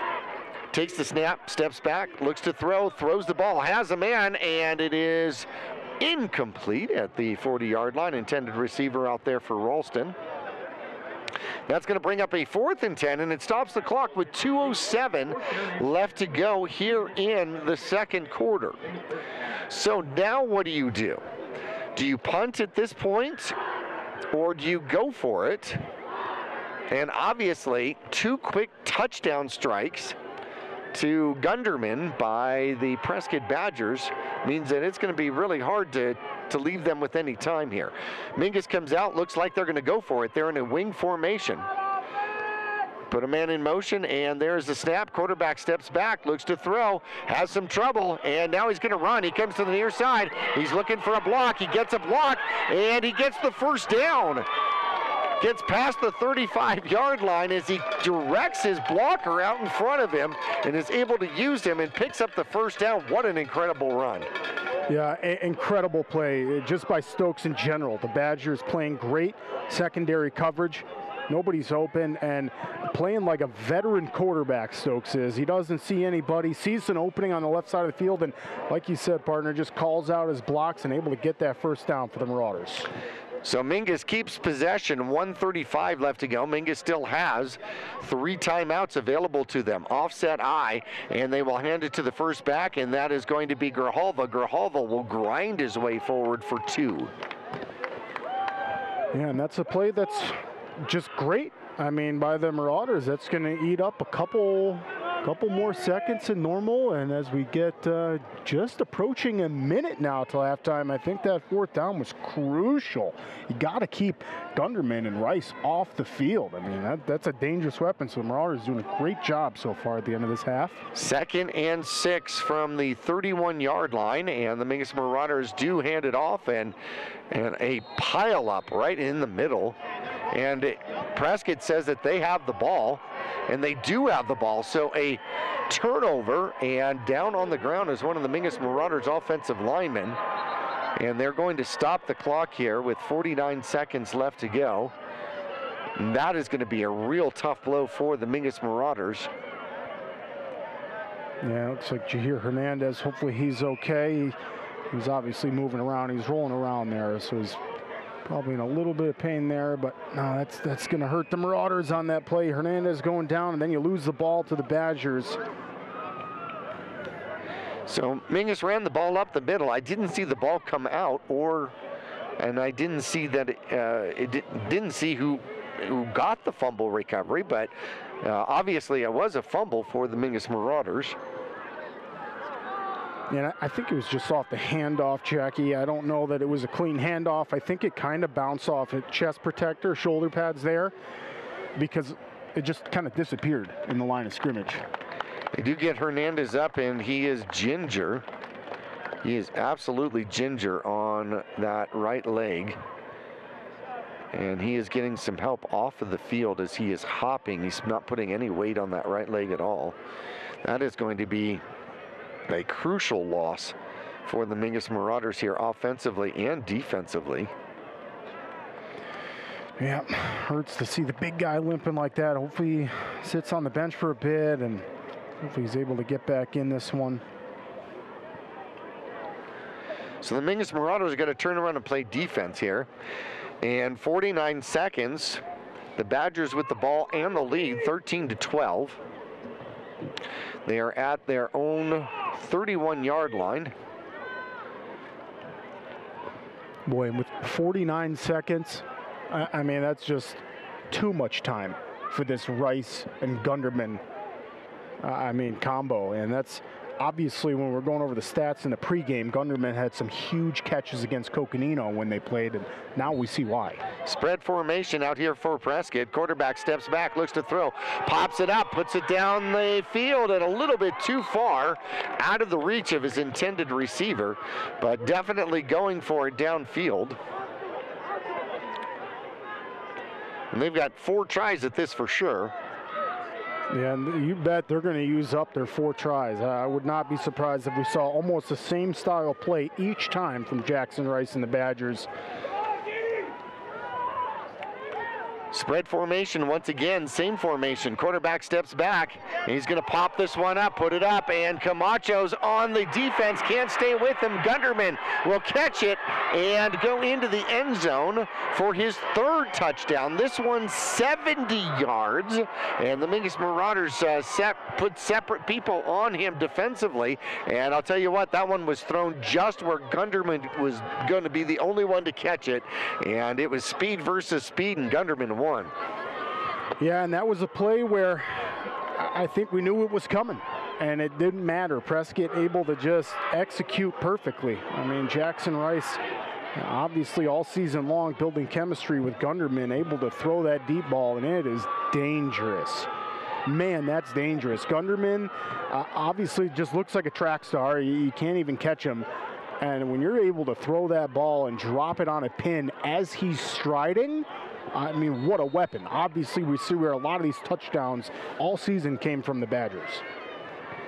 Well, they're going to come out to go for the extra point as the Prescott Badgers lead by 7 right now, trying to make it 8. It is 19-12. As they're set for the extra point, Rice is the holder. The kick is up, and the kick is good. The kick good by Rummage out there, Jed Rummage.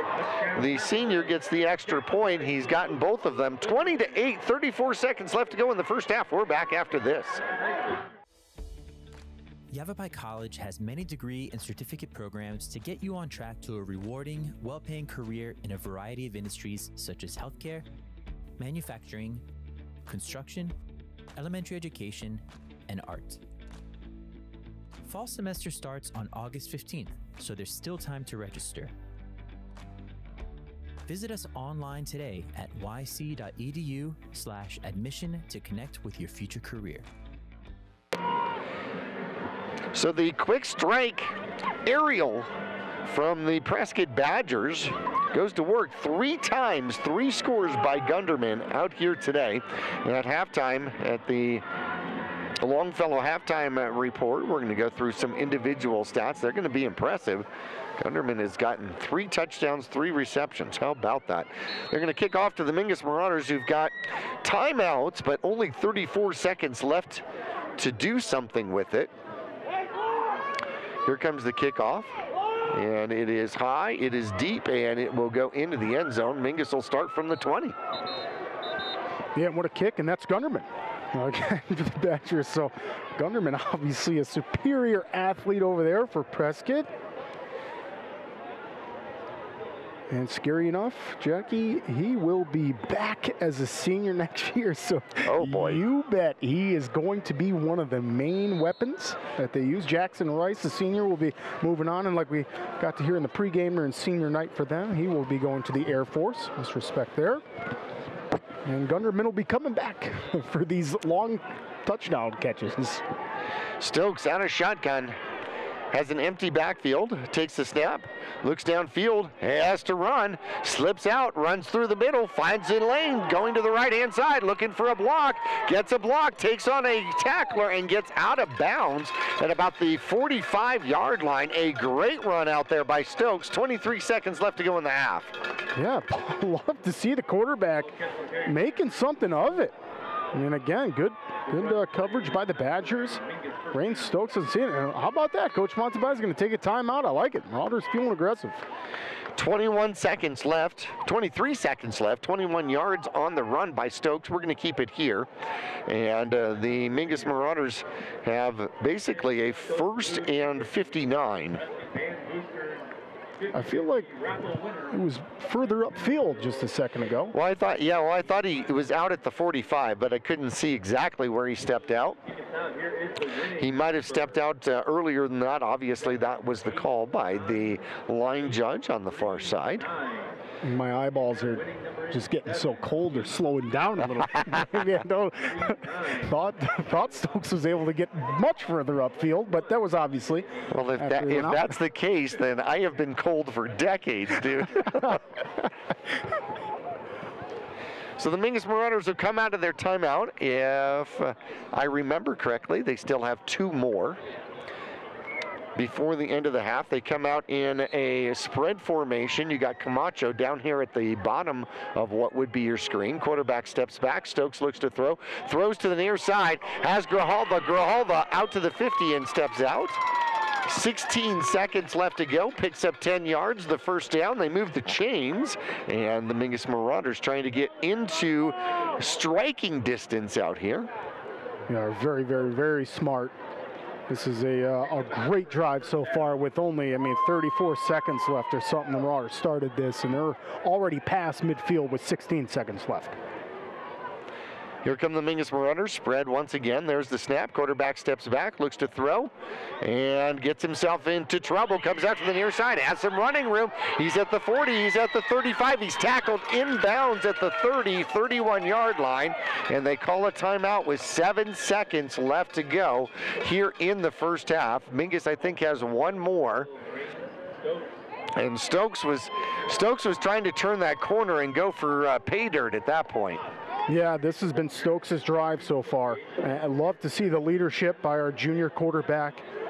Really taking on responsibility, not seeing coverage, not trying to make anything, not trying to force any play. He's not just throwing it downfield, which a lot of young quarterbacks are going to do.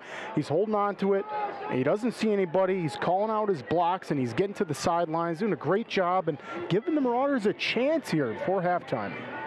Well, 31-yard line. So what do you do here? Obviously, you need something either in the end zone or you need something to the sideline fairly quick, correct? Yeah, to be honest, Jackie, I think the previous plays, you just kind of go off of your previous plays. The Marauders have been able to get to the sidelines, right? You have 7 seconds, so you'd think if you can get a wide receiver to the sidelines quick, you got at least 5 seconds where you can throw the ball close to the sidelines, maybe 10, 12 yards upfield, and then that gives you a much easier shot into the end zone, or you can take 2 quick chances at the end zone. Over center is Stokes. He takes the snap, fakes the handoff, comes to the near side, looks downfield, gets in trouble, and then he pitches it to Camacho. Camacho to the near side and gets out of bounds, but there is no time left on the clock as he does an underhand pass to Camacho. Camacho will gain about 6 yards, but that will be the final play of the first half. A desperation move out there by Stokes, but here at halftime, the Mingus Marauders will trail the Prescott Badgers by a score of 20-12. We'll come back for the Longfellow Excavating halftime report after this.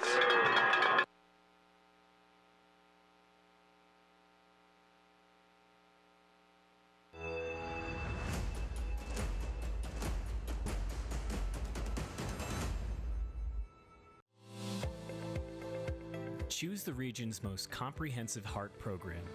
Choose care close to home. Choose world-class surgeons.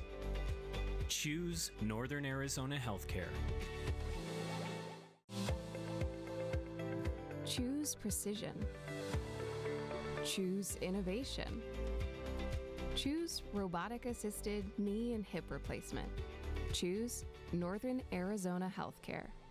For 30 years, Roxu screen printers have provided Northern Arizona with clean, crisp, quality screen printing. They work with you to make the right choices in creating the right artwork and message to put forth your best image. Choose from brand name products and even fashion-forward designs, including caps, tees, sweatshirts, polos, and jackets. Make Roxu your choice for work and sports uniforms, workwear, resort wear, and more. Find out more at rokzootees.com. Roxu screen printers in Cottonwood, where clothing comes to rock. All Price Insurance on Main Street in Cottonwood is your local insurance provider for personal and commercial insurance.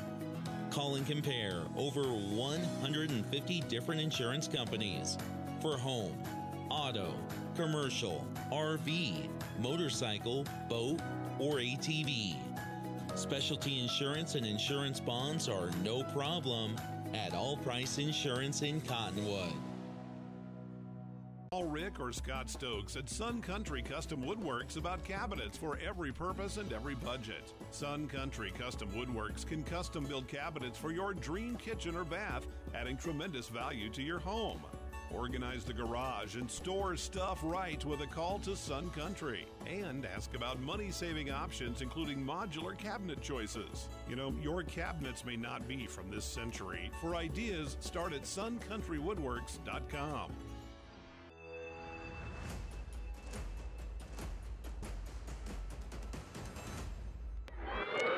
Well, it's been an exciting contest here today at Prescott High School. The Mingus Marauders trail the Prescott Badgers by a score of 20-12. Jackie Bessler along with Nick Yatsinko here for the halftime show from Longfellow Excavating. No job too big or too small. Longfellow Excavating does it all. Septic installation, drainage, grading, and so much more. You want to call Josh Longfellow for a free quote.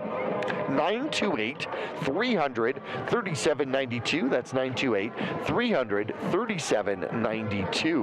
And out here today, the Mingus Marauders trailing 20-12. Here's how it happened. Mingus scored first with 1:35 left to go. In fact, they traded 3 and outs to start, and then a drive by Prescott stalled out, and they had to turn the ball over. They turned the ball over, and the Mingus Marauders drove the field and ended up with a 15-yard run by Grijalva for the touchdown. The extra point failed and might have been partially blocked out there. 6-0 was the score. And then with 24 seconds left to go, the first of 3 passes, long passes down here, 74 yards Rice to Gunderman, and the extra point was blocked. It was 6-6, and quickly Prescott Badgers struck back. Then with 8:08 left to go, a 14-yard pass as Stokes goes to the corner for Camacho, who high points it. The 2-point conversion failed, and Mingus led by a score of 12-6. Then with 3:57 left to go, a 53-yard pass. Rice finds Gunderman once again, and the extra point was good out there by Rummage, and it was 13-12. And then with 34 seconds left to go, another strike. This one 70 yards, Rice to Gunderman, his 3rd touchdown reception of the game, and it made the score with the extra point 20-12 over the Mingus Marauders. You got scores elsewhere, yes? Couple scores. Blue Ridge, one of our opponents, losing to Push Ridge right now, 7-3. So that's a close one. Then the Yuma Shamrocks. How about that? The #1 team in 4A, who's 3A a season ago, and it was at just the top of the charts for 4A. And if they qualified for Open, would be an Open. They are leading Northwest Christian 14-7 right now. And then Coconino leads Flagstaff 42-14. Wow, 42-14. Wow, that what they did to Flagstaff last year, that last game of the season where they put up like 80 points on them. That was crazy. That was almost sad. The Bradshaw Bears hanging in against Lee Williams. The last I heard, a 14-7 score. Lee Williams on top over the Bradshaw Bears. It's 20-12 here. The Mingus Marauders trailing the Prescott Badgers. Mingus is going to get the ball first here in the second half. We're going to take a break here in our Longfellow Excavating halftime report. When we come back, we'll go through individual stats after this. All Price Insurance on Main Street in Cottonwood is your local insurance provider for personal and commercial insurance. Call and compare over 150 different insurance companies for home, auto, commercial, RV, motorcycle, boat, or ATV. Specialty insurance and insurance bonds are no problem at All Price Insurance in Cottonwood. When you're looking for a plumber, no matter the job, call D-Best Plumbing. From energy-saving tankless water systems to whatever remodel project you have in mind, from the simple to the exotic, D-Best Plumbing prides themselves on quality workmanship and efficiency. For honest and fair prices and plumbing problems done right the first time, call D-Best Plumbing at 928-567-8755 or find them online at d-bestplumbing.com. The right vehicles, the right people, the right price. Make Jones Ford of Verde Valley the right place to buy. Choose from our new in-stock Ford selection or custom order just the way you want it. Buy pre-owned with peace of mind with Jones Ford's lifetime powertrain warranty at no extra cost. Plus, drive a little, save a lot. Jones Ford is your tax advantage destination. So, for the right vehicles at the right price, make the right choice. Jones Ford Verde Valley, family owned and operated for over half a century. Just off I-17 in Camp Verde. Yavapai College has many degree and certificate programs to get you on track to a rewarding, well-paying career in a variety of industries such as healthcare, manufacturing, construction, elementary education, and art. Fall semester starts on August 15th, so there's still time to register. Visit us online today at yc.edu/admission to connect with your future career.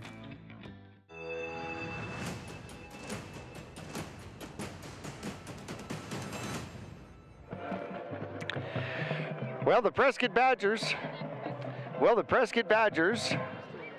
lead the Mingus Marauders by a score of 20-12 here at halftime.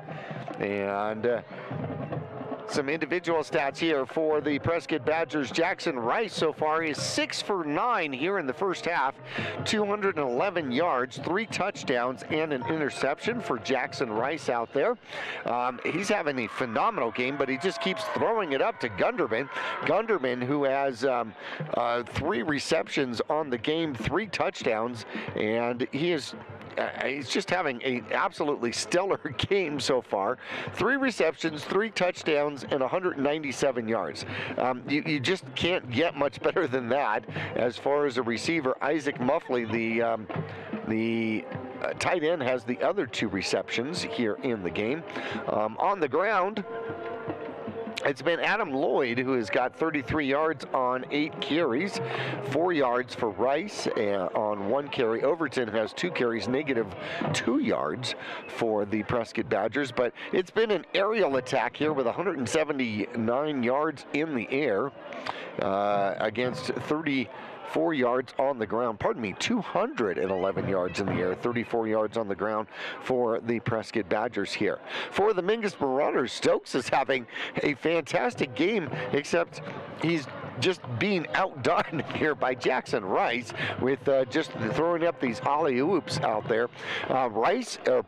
Stokes is 6 for 9. He's got 87 yards in the game, plus 1 touchdown going to Camacho out there.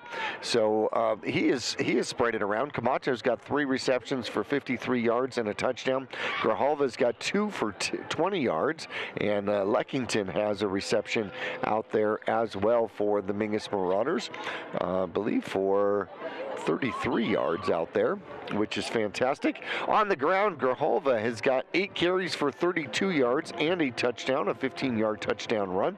Senna's got 6 carries for 10 yards, and Stokes has found a lot of room to run.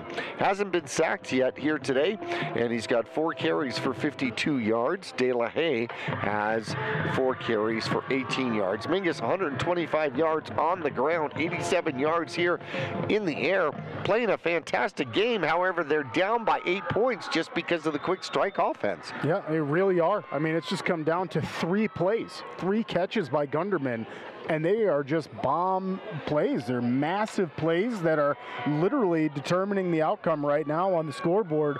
I mean, take those Gunderman plays out, Marauders obviously have a solid lead. So Boy, one of the keys to the game I know we're going to talk about is pretty clear. You're going to have to stop Gunderman somehow. Maybe double coverage, or at least have somebody kind of go back, playing a little bit of safety net on him, because, yeah, you're right, Jackie. This is a game with a couple missile throws that have really given the Badgers the lead here. Otherwise, great play by both teams. I feel like it's another, at the end of the season here, all the teams start to fine-tune, and Prescott looks pretty good tonight, especially obviously these plays to Gunderman, and the Marauders same. Marauders look pretty good. Stokes has looked the best he's looked all season. Of course, it comes at the last game, and that's how it should be. Our halftime sponsor, Longfellow Excavating, licensed, bonded, and insured, family-owned and operated with decades of experience. You want to call a former Marauder to push dirt around for you. For a free quote, you want to call Josh Longfellow at 928-300-3792. That's Longfellow Excavating, 928-300-3792. We're going to take a quick break. When we come back, we're going to recap the playoff picture, and then we will go through halftime adjustments here for the second half. Again, Prescott leading the Mingus Marauders 20-12 at halftime. We're back after this. I'm Chris. And I'm Tandy, owners of Taylor Waste. We're homegrown in the Verde Valley and nearly your last local choice. We want to be your first choice for residential and small business garbage service. Get a free month service when you make the switch to Taylor Waste. And enjoy monthly service as low as $16 per month. Visit TaylorWaste.com for more information. Or to start service, call Taylor Waste at 649-2662. Taylor Waste, service tailored to your needs. Well, here we are, the Mingus Marauders, Prescott Badgers. Neither one of these teams in playoff potential. Halftime score that we last heard, the Bradshaw Bears trailing Lee Williams by a score of 14-7. I think Lee Williams, regardless of what happens to that one, becomes Grand Canyon Region champion. But right now they're playing for a first-round home game, and that's going to be key, especially if somebody's got to drive to Lee Williams. Yeah, that's definitely going to give the Volunteers an advantage, having an opponent drive all the way to Lee Williams for the first round. And not only that, Jackie, but how about the celebration? If they can beat Bradshaw tonight, it makes it clear as day that they are the Grand Canyon Region champs, and that'll be a big moment for them. And it'll be their first Grand Canyon Region championship, and they would be taking it away from the defending champion, which of course is Coach Young and the Bradshaw Bears. And the Bradshaw Bears still looking to go to playoffs. I don't think they fall too far away from 12. I really don't. I think they're going to end up at maybe as high as 10 if they were to win, maybe as low as 14 if they were to lose, but I think they're going to probably end up either 11, 12, or 13. No, that's good speculation, and I wonder the Bears and Panthers may end up in that realm, and hopefully all three Grand Canyon teams will make the playoffs. That'd be pretty special, as obviously us, the Marauders and Prescott, played some close games against these region teams who are going to be making the show. Well, the Coconino Panthers have the trail by too many power points to get up to number 12. So I think that Coconino, with a win over Flagstaff here tonight, is going to have to settle for 13, maybe even 14, depending on who's playing behind them, because 14 is, well, Snowflake's playing number 37, Sierra Linda, and Coconino is playing Flagstaff, who is number 40, and, well, there's a full point between them. So, if they both win, I don't think anybody really moves. I think Coconino ends up sitting at number 13, is going to take on number 4, but the question is who's going to be number 4? Right now, you've got an inside track with Arcadia, but Arcadia could move up if Northwest Christian loses to Yuma Catholic. Yeah, and Arcadia is up right now in their game 14-0. So there you go. So lots of things going on with the playoff picture here as we take a look here at the second half. So what do you think? If you're making halftime adjustments and you're the Prescott Badgers, what kind of halftime adjustments do you make? Well, you're going to have to key on the option by the Marauders. I feel like we haven't seen the option all too many times this season, but Rain Stokes and the Marauders offense have run it several times tonight, been very, very successful, and the fake handoffs and the bootlegs have been working for the Marauders as well. So there's a few things that you're going to have to key on if you're the Badgers. Well, Stokes has been able to throw the ball, which has been a positive for the Mingus Marauders. However, Mingus has had trouble running the ball up the middle. So the bread and butter runs, if you will, the key crucial backbone of the Mingus Marauder offense, Prescott's trying to take it away. And they're going to force the Mingus Marauders into a throwing game and or a bootleg game, which Stokes is showing. I'm perfectly content with that. I am fine with that. Now, defensively, what are the Mingus Marauders got to do? Pretty clear. You got to stop Gunderman. Somehow you got to stop Gunderman. He's hurt us 3 times, detrimental, really, in this game. He's got all the points for the Badgers, and I mean, we're getting to see these plays live here at the game, and it's pretty incredible. I mean, Jackson Rice is throwing great balls, and I mean, it's just hitting Gunderman in stride, and Gunderman is fast. If he doesn't do track, he should. I mean, he's outrunning our DBs, and all you need is a yard or two, and then you're not going to catch him, especially when he's catching that ball in stride. So defensively, if you're the Marauders, I feel like that's a good thing. You only have one thing you got to really try to key in on, and that's stopping the huge plays. And if he was wearing a different number, I would refer to him as Lightning McQueen. but he wasn't. He's not. He's wearing number 2. So the Mingus Marauders come out here at halftime. Hopefully Hernandez is going to be okay, because I think that is going to be a very important thing for the Mingus Marauders to be able to get him back. He was dinged up here in the first half, and certainly want to see Hernandez be able to finish his senior year for his final game. We got a lot of seniors out here graduating for the Mingus Marauders. Final game, and this is, you're down to your last 24 minutes, and I'm sure that's what the coaches talked to everybody about here at halftime. This is your last 24 minutes as a senior. Camacho is a senior.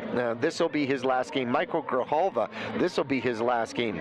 Senna and Machado and McKean all will be graduating. Moody, Calandra, his final game as a Mingus Marauder out here. Landon Fitch, his final game. Noah Wolowitz, this will be his last game as a Mingus Marauder. Seth Brulin, Caden Islis, Hyatt Canyon, who has taken over as the center for the Mingus Marauders. Rylan Rolston wearing number 30 out there. It is his final game as a Marauder. Quintones, as well as Rodriguez. Leckington, sad to see him go. Dylan John is a senior this year. Santiago, Clay Bowers, that'll be another one that we're going to miss, as well as Isaiah Latham. Jahir Hernandez, his senior year. Hopefully he gets to finish this game and doesn't do so on the sideline for the Mingus Marauders. Nicholas Choate, number 77, one of the biggest Marauders out there. We got 22 Mingus Marauders graduating this year, and this will be their final game. You've got Hernandez out there walking. That is a good sign. Hopefully he is going to be able to play some second half here for us. Yeah, I most certainly hope so as well. And it's good to see him walking back to the sidelines. And boy, to your point, naming off all these seniors, Jackie, what a special moment for them. And like you said, they only have 24 minutes of football left in their high school careers. Hopefully some of them have great potential to move on to that next level. And quite a few of them you named off have obviously been regulars that we're calling all season, making huge plays, and seniors taking up a nice percentage of the roster for the Marauders this year. That's awesome to see. It really is. And then obviously it's a little bittersweet, because then you got to see them go too. And then your juniors are going to step up, and they'll bring some more guys with them next season. Have a big summer coming up for the juniors. They're going to have to fill in the shoes. A lot of shoes to fill this year. Well, Prescott's going to lose Rummage, one of their wide receivers. They're going to lose Rice, their quarterback. Weirwards, their middle linebacker. Dabney, among others. As the Prescott Badgers ready to kick off to the Mingus Marauders here for the second half. It is high, it is returnable, and it comes down to Machado. Machado fumbles it, gets it back, cuts back up the middle, gets grabbed by the arm, and will be tackled about the 15-yard line. Had he been able to get that one clean, I think he would have had a better shot at it. Mingus with another Marauder down on the field, and it is Calandra who is rolling in pain out there at about the 25, 27-yard line. Yeah, you hate to see the grimacing in pain, and it's pretty clear that obviously something's bothering him down there. And to your point, another senior for the Marauders who has had just a spectacular season. Leads the Mingus Marauders in tackles. And you certainly want to be able to finish and play your last 24 minutes. Yeah, it's a hard sight to see. And you got, your rest of your senior Marauders on the sidelines. And for that matter, same over at the Badgers sidelines. All those seniors, they understand this is their last half of football. Like we've talked about a couple times this game, there is no playoff implications for either of these teams, the Badgers or the Marauders. This is strictly for pride and Grand Canyon region rankings. Very true. Not as many seniors on this Prescott squad. As the coach was saying that we're definitely in a rebuilding situation for the Prescott Badgers. Calandra's still on the field here as they're taking a look at one of those legs. Don't know if he got rolled up on or what the case is out here. And excited to see some of these juniors for the Marauders coming back. They're going to make a huge difference in, mainly our quarterback, Rain Stokes, going to be coming back. And like we kind of mentioned earlier, Calandra's up. Great to see him up, and he's getting off very gingerly as well. He's not putting any weight on that left leg at all out there. That not a good sign for the Mingus Marauders. 17-7, now the score. Lee Williams extends their lead over the Bradshaw Bears by 3. So now a 10-point lead. The Mingus Marauders will take over at their own 17-yard line. The good news is that Calandra is defense only. So that's a good news, as they're going to be looking at that ankle on the left-hand side. So maybe they can get him fixed up and ready to go for defense if Mingus can put a drive together here. Mingus out of a wing, and there's the snap, and the handoff goes straight to the first back, who gets eaten up. Nobody stops at the whistle, and it's going to be Senna who is going to get back to the line of scrimmage, and that's about it. Yeah, great to see Jahir Hernandez getting back in the huddle. So he is officially back in this game. Great to see earlier in the game. He went down and he was grimacing in some pain. Something with his ankle maybe, or rolled up on something, but he is back, and that is great to see. 2nd and 10 for the Mingus Marauders from their own 17-yard line. There is the snap, and second back with the ball, and that's going to be Senna. Senna spins himself around and gets up past the 25-yard line, close to the 30-yard line, and he will get the first down. Needed 10, got 13. Yeah, great job. Your offensive line giving you some awesome momentum. Good push off the line of scrimmage, right off the snap of the ball, and move the Badgers back, and Senna capitalizes. He slithered through, gets out to the 27-yard line. So give him 10 on the run. Mingus Marauders out of wing again, and quarterback is in trouble, gets out of one, and then gets sacked from behind. Ducks underneath a would-be sack, and then gets hit out there by number 54 with the sack, which is going to be Gunnar Para, the nose guard. And if you got to see the initial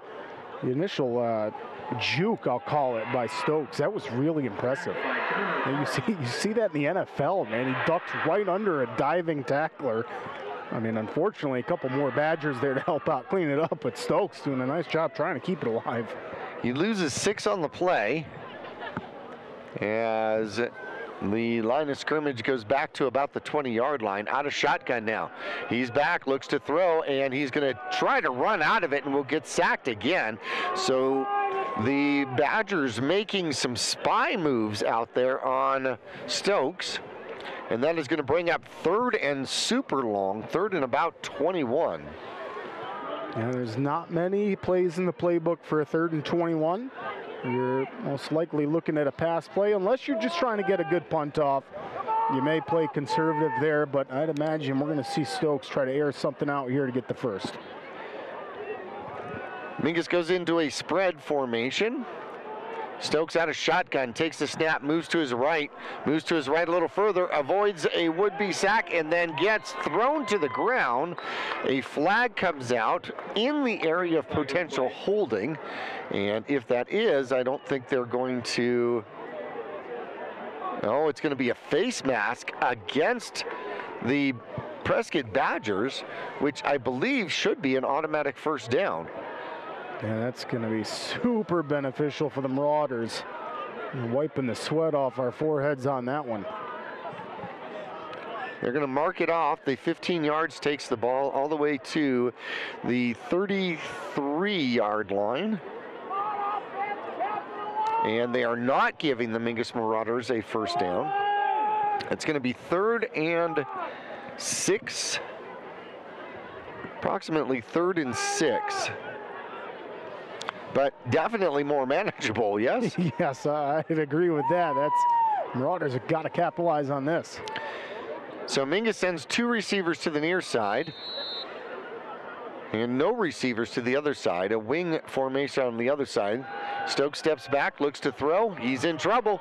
He cuts up underneath and then dives back forward. He's going to lose yardage as he'll get sacked again and loses about another 5. And we're seeing a lot of pressure from the Badgers defensive line here. They are doing a good job and not giving Stokes the time like he had in that first half. So obviously some adjustments made there by the Badgers. That brings up a 4th down with the ball at the 25-yard line. The line to gain is the 38-yard line, so 4th and about 13. Mingus is set up in a punt formation. There is the snap, and they're going to throw the flag. That's going to be the first penalty against the Mingus Marauders. It'll be a procedure penalty, and that'll back up the Marauders 5 more. Put them back at the 20-yard line. 20-12 your score here. We are in the 3rd quarter, approaching 8.5 minutes left to go. Leckington is back for the punt for the Mingus Marauders. Takes the snap, and he gets the punt off. It is a high punt. Drives his man back to about the 42-yard line, avoids a tackler, comes to the near side, gets across the 50, out to the sideline, cuts it back, and then pushed out in Mingus Marauder territory, down close to about the 35-yard line. How about to the 33-yard line? Yeah, well, that's Tannett with the return, and really good return. Uses his patience, gets behind a blocker, and finds his way to the sidelines. And that's going to give the Badgers really good field position here. And it's the Marauders, it's gut check time. Time to dig those cleats into the turf out there and not let the Badgers get on the board again. Right now, it's just a 1-score lead. You don't want to let the Badgers get too comfortable. Calandra still on the sideline here, so the Mingus Marauders do not have him out on the field. That is detrimental. Here come the Badgers. Out of shotgun is Rice. Rice will hand it off to number 23, who gets gobbled up, and I think that was Latham that says, no, that's Choate that comes up and says, I can take care of that. Yeah, we've been calling Nick Choate for a couple seasons now, and what a weapon he's been on that offense and defensive line, and so many tackles, and for a big guy, moves so quick. Briseño gets 3, 2nd and 7. Quarterback's back, throws near side. The Mingus Marauders able to catch him, throw him out of bounds, and that is going to be Gunderman's first catch that did not result in points. The Marauders got away with a little bit of a late hit, just trying to make sure that they tackled him, and I support it because you don't want to let him out of your grip. He'll pick up 7 yards and the first down, though. And here come the Badgers. They run to the right-hand side. Latham trying to punch the ball out from the Prescott Badger runner. Unable to do so. He goes down, though. I think that was Lloyd with the run. Prescott Badgers quick back to the line. There's the snap. They throw to the near side, and it is getting out of a tackle and running into the end zone. Out there is going to be number 22 for the touchdown. 23-yard touchdown strike out there, and another throwing touchdown for the Prescott Badgers.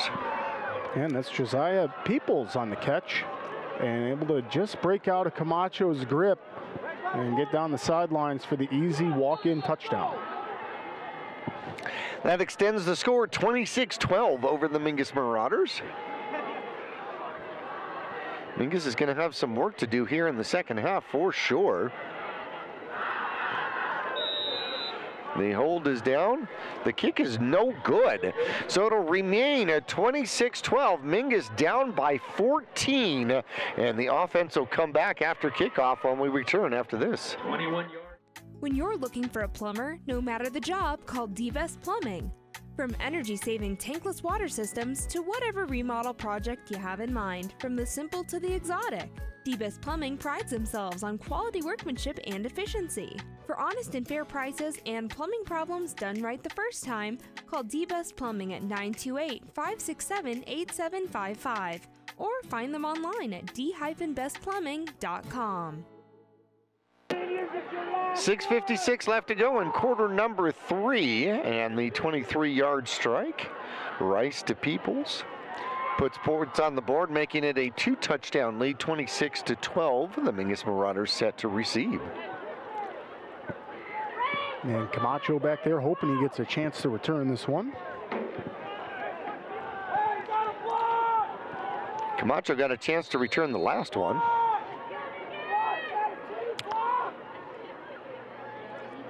And the kickoff is going to come to the near side. Camacho's going to chase it toward the corner, and he's going to let it go out of bounds wisely. Goes out of bounds at about the 3-yard line. Man, that is a real tough decision. Do I let it stop and possibly die right there and then get caught? Or do I let it go out of bounds? Well, it goes out of bounds, so Mingus will get the ball at the 35-yard line, which is much more preferred, yes? Yeah, and I think he just gave us a glimpse of what Camacho was thinking about just now, because that was close. You were right, Jackie. And I don't know if it looked like it was fully going to roll out of bounds. It looked like it could have died, and that's a dangerous place for the ball to just sit. And fortunately for Camacho and the Marauders, it went right out. See, that tells you right there that Mingus is not out of all luck. Right. Spread formation for the Mingus Marauders. Prescott shows blitz. Here they bring it. They throw to the near side. It goes toward Camacho, but it's thrown too low. Rain Stokes had to get rid of that ball quickly, and that'll stop the clock with 6:53 left to go. And that ball thrown just a little bit low for Camacho. Almost looked like he stubbed his finger there trying to get down for that one. Oh, I hate that. Yeah, it's got to be painful, especially with it being cold out here today. Well, yeah, that's going to bother you for the rest of the game, you know. Wing formation now for the Mingus Marauders. De La Haye will go out to the wing to the far side. Camacho's got one-on-one down to the bottom of your screen, and Mingus will attempt the handoff, and then Stokes will try to come the other way, and will get tackled behind the line of scrimmage for another sack. This one about 3 yards. That's going to bring up 3rd and 13. Yeah, definitely another 3rd and long here for the Marauders. So we'll see. Most likely going to have to lean towards the air game to get this first down. And you just got to be careful. If you find yourself in another punting situation, you just want to kind of kick it away from the returners. But hopefully we don't have to worry about that, and we can pick up this big 3rd and long. Well, Prescott is definitely adapt here with their defense for the second half, as they have been in blitz mode the whole way through. Out of shotgun, here goes Stokes. Stokes looks to throw, puts the ball up. Camacho's got a beat on it, and it goes off his fingers and doesn't come down with it. He had 2 defenders out there, but Camacho definitely had the track. It was thrown to the back shoulder, and he came back for it, and it just went off the fingertips. That's going to bring up 4th and 13. Yeah, good ball by Stokes. And a nice attempt there by Camacho. It's a great play, but it's difficult to complete that one. And like you called it, Camacho just can't quite turn around and grab it. But nonetheless, a nice try by the Marauders. Lexington is back to punt again. Prescott shows like they might be coming after it. There is the snap, and the kick is up. It is deep. It sends the return man back to about the 30-yard line. Gets past the first wave, cuts up from underneath. He's got room to run. Comes to the near side. He's got one man to beat.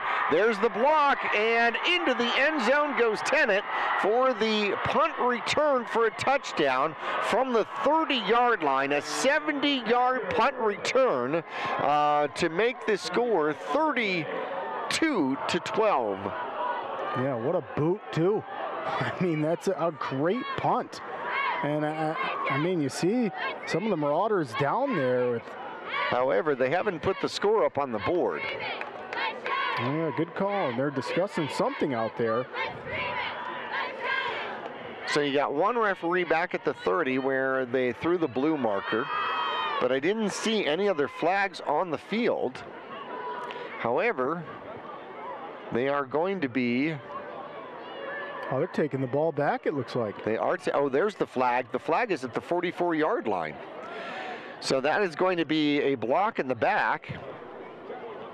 And they are going to mark off 15 yards, and that is going to take the points off the board and put the ball at the 41-yard line. Wow, Marauders catching a break. I'd say you're definitely right in that they still have some luck left in the tank.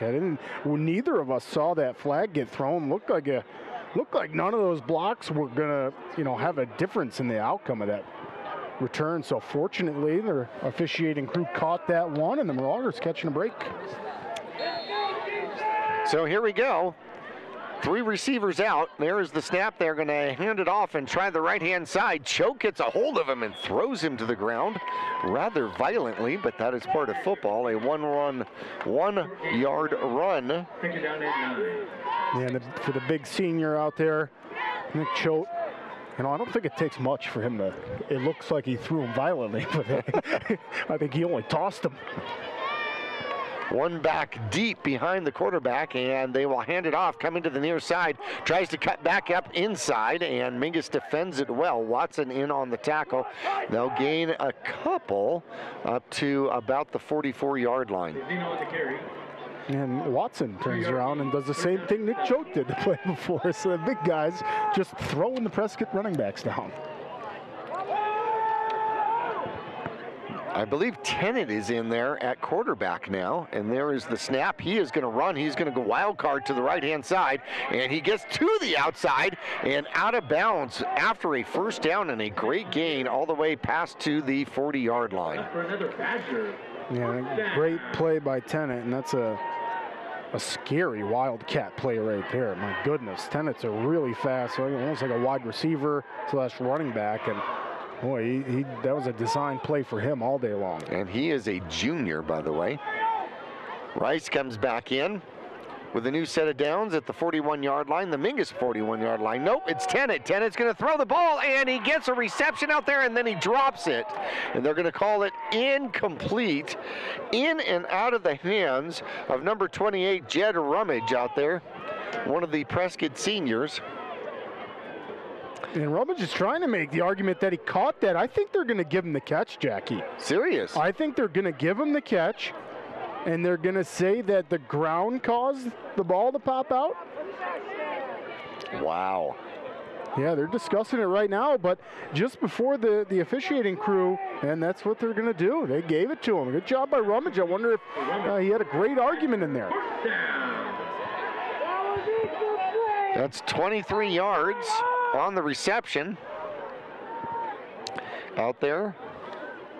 Tennant with the throw, and Tennant's going to run it again. Comes up the middle. This time Leckington gets a hold of him, and we'll take him down, but decent yardage, up for another 4 or 5. Second down and 5. Yeah, and Tennant still lined up at that Wildcat position. I think this is his drive, and he's making the most of it. This one he is going to keep. Comes to the near side and cuts inside the Mingus Marauders. Bowers lands on him, and he gains maybe another 1 or 2. Brought down by Jordan Watson. Watson in on the tackle, according to the announcer. Third down and 3. Another good job by that Marauders defensive line. The big guys all over the place, as usual, making plays on Tennant, who is super fast. Tennant takes the snap, looks to throw, throws, has a man out there, and no, it's not. No, it's going to be Tennant on the reception. A good tackle out there by the Mingus Marauders. I think it's enough for a first down. And Rice back in at quarterback. Throws a 4-yard quick hitter out there. Tennant on the reception gets 4 yards in the first down, and it's 1st and goal from the 7-yard line. Here's the snap. They hand it off. And running up the middle is Overton. Overton gets pushed back, but he will get down to the 4-yard line, give him 3. Yeah, and Overton just meeting all the big guys on the Marauders defensive line there. Latham, Watson, Choate, everybody waiting for him and group tackling there. So 2nd and goal. Rice has one back behind him.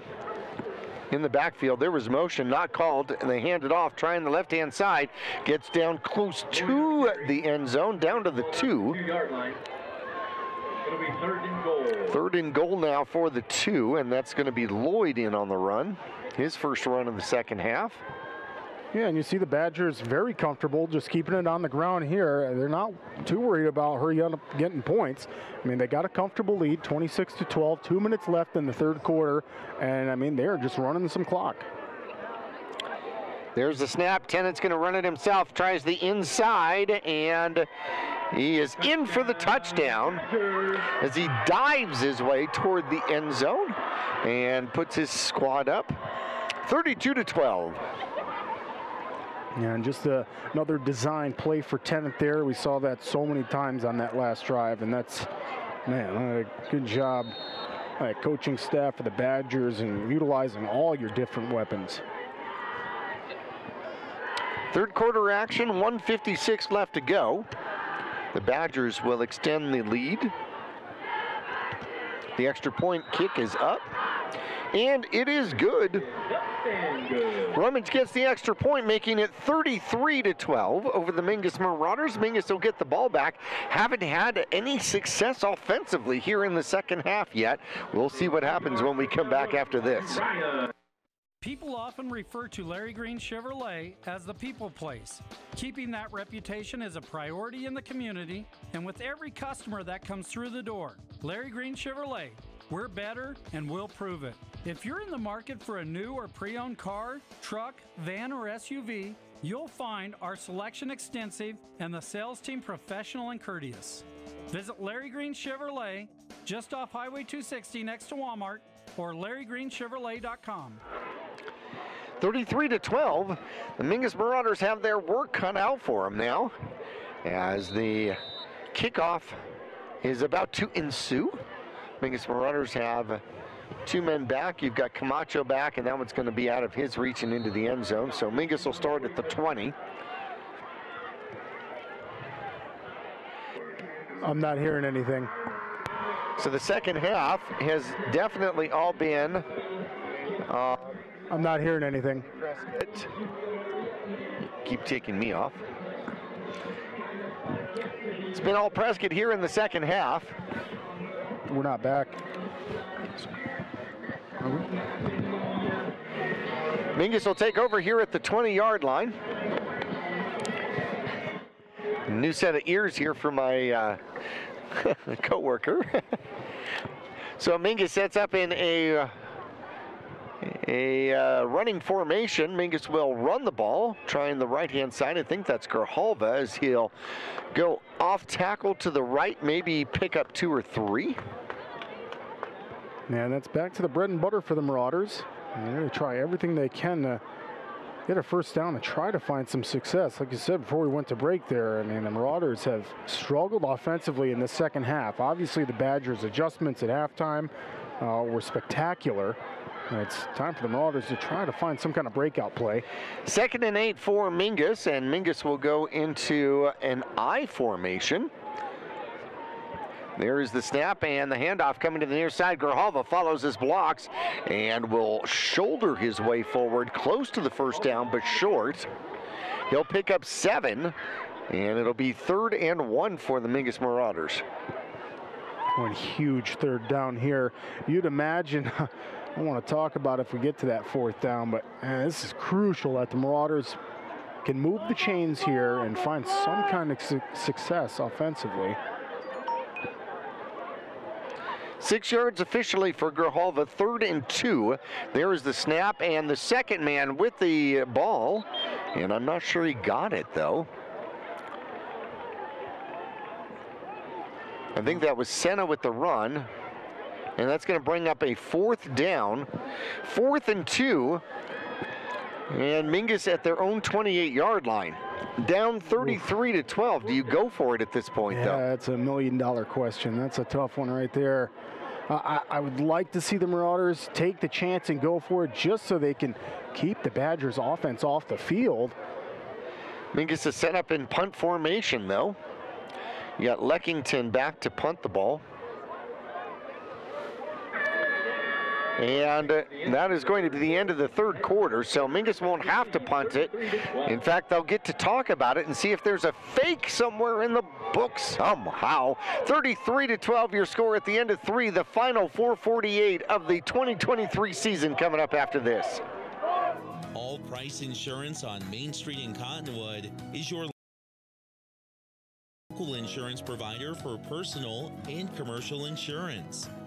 Call and compare over 150 different insurance companies for home, auto, commercial, RV, motorcycle, boat, or ATV. Specialty insurance and insurance bonds are no problem at All Price Insurance in Cottonwood. Call Rick or Scott Stokes at Sun Country Custom Woodworks about cabinets for every purpose and every budget. Sun Country Custom Woodworks can custom build cabinets for your dream kitchen or bath, adding tremendous value to your home. Organize the garage and store stuff right with a call to Sun Country. And ask about money-saving options, including modular cabinet choices. You know, your cabinets may not be from this century. For ideas, start at suncountrywoodworks.com.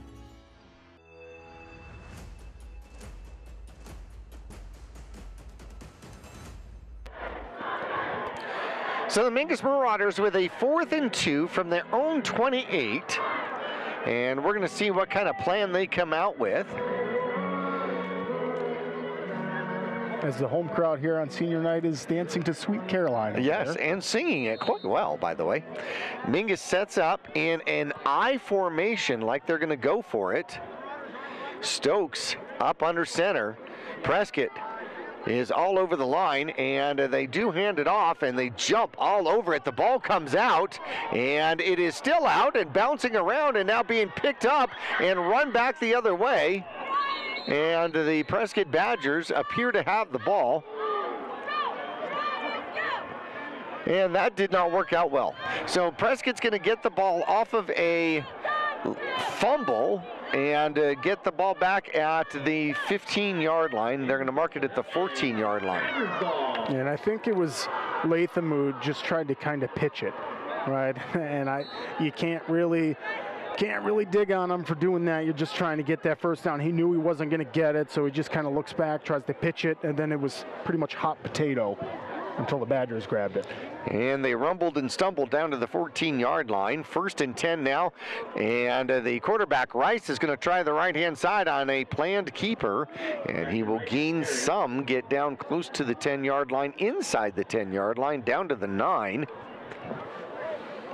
Yeah, and right now, just these teams' averages, this is how close, and on paper, it's pretty close. And right now, the Prescott Badgers average 32, so they're above their average already.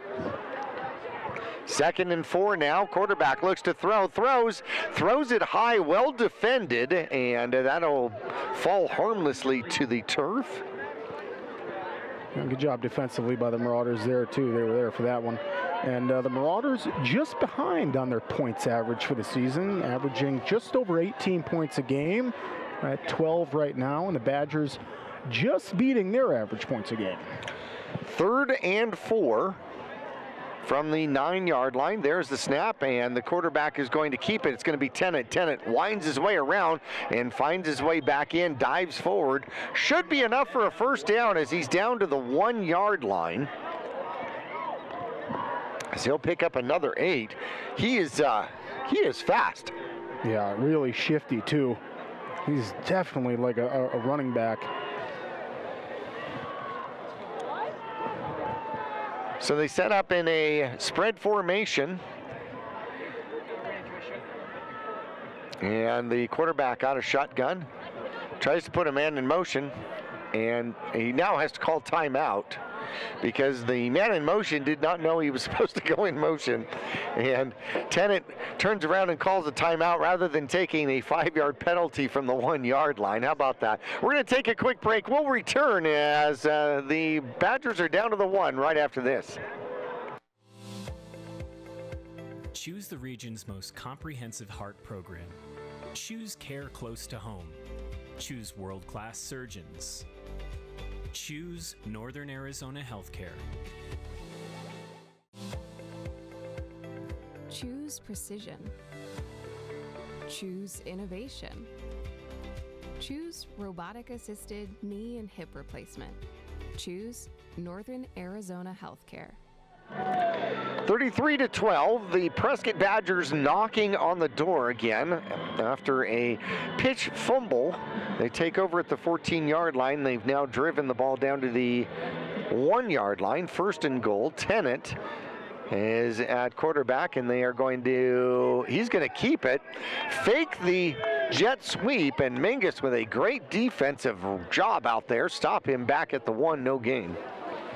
Yeah, it looks like they lined up and ran the same play that they were trying to run before that timeout. At least the motion was the exact same, and the Marauders defensively do a great job there. Goal line stand. So on the right hash mark out there, 10:16 left to go in the final game of the 2023 season, and Rice is looking for one more player out there. Rice takes back over at the quarterback position as they get a tackle into the game, and they're going to have to take another timeout. Let's see, they stopped the clock for some reason, and somebody was coming off the field. Somebody was coming off the field, so now they're going to start the clock again. So somebody was limping off the field, and that's why they needed a new offensive lineman out there, and they just toss it. That is going to go as a pass play as he tosses the ball forward to Tennant. Tennant goes around the corner into the end zone for the 1-yard touchdown reception, and that'll be the 4th touchdown pass for Rice here in this game. Yeah, and you see how pumped up Rice was after that. And that's just a great job. I mean, the senior quarterback has played very, very well tonight. It's tough to play better than how he's played. I apologize. 5 throwing touchdowns in this game as the lead gets extended to 39-12 over the Mingus Marauders, and the extra point ready to go. 9:43 left to go in this one. And a low snap, and they're going to have to pick it up. Rice is looking to run. He throws the ball, and he throws it to his tight end, and it's going to be a touchdown out there. And I think that's Muffley with the reception for the 2-point conversion. So 41-12, we'll take a break. We'll return for kickoff coming up after this. For 30 years, Roxu Screen Printers have provided Northern Arizona with clean, crisp, quality screen printing. They work with you to make the right choices in creating the right artwork and message to put forth your best image. Choose from brand name products and even fashion-forward designs, including caps, tees, sweatshirts, polos, and jackets. Make Roxu your choice for work and sports uniforms, workwear, resort wear, and more. Find out more at rokzootees.com. Roxu Screen Printers in Cottonwood, where clothing comes to rock. 41-12, Prescott has started to run away with this one against the Mingus Marauders. The 2-point conversion after a low snap, and Rice did a great job making something out of nothing. Scrambled to the right and found his big tight end standing in the end zone for the 2-point conversion. Mingus has been stuttering offensively here in the second half, trying to get something going.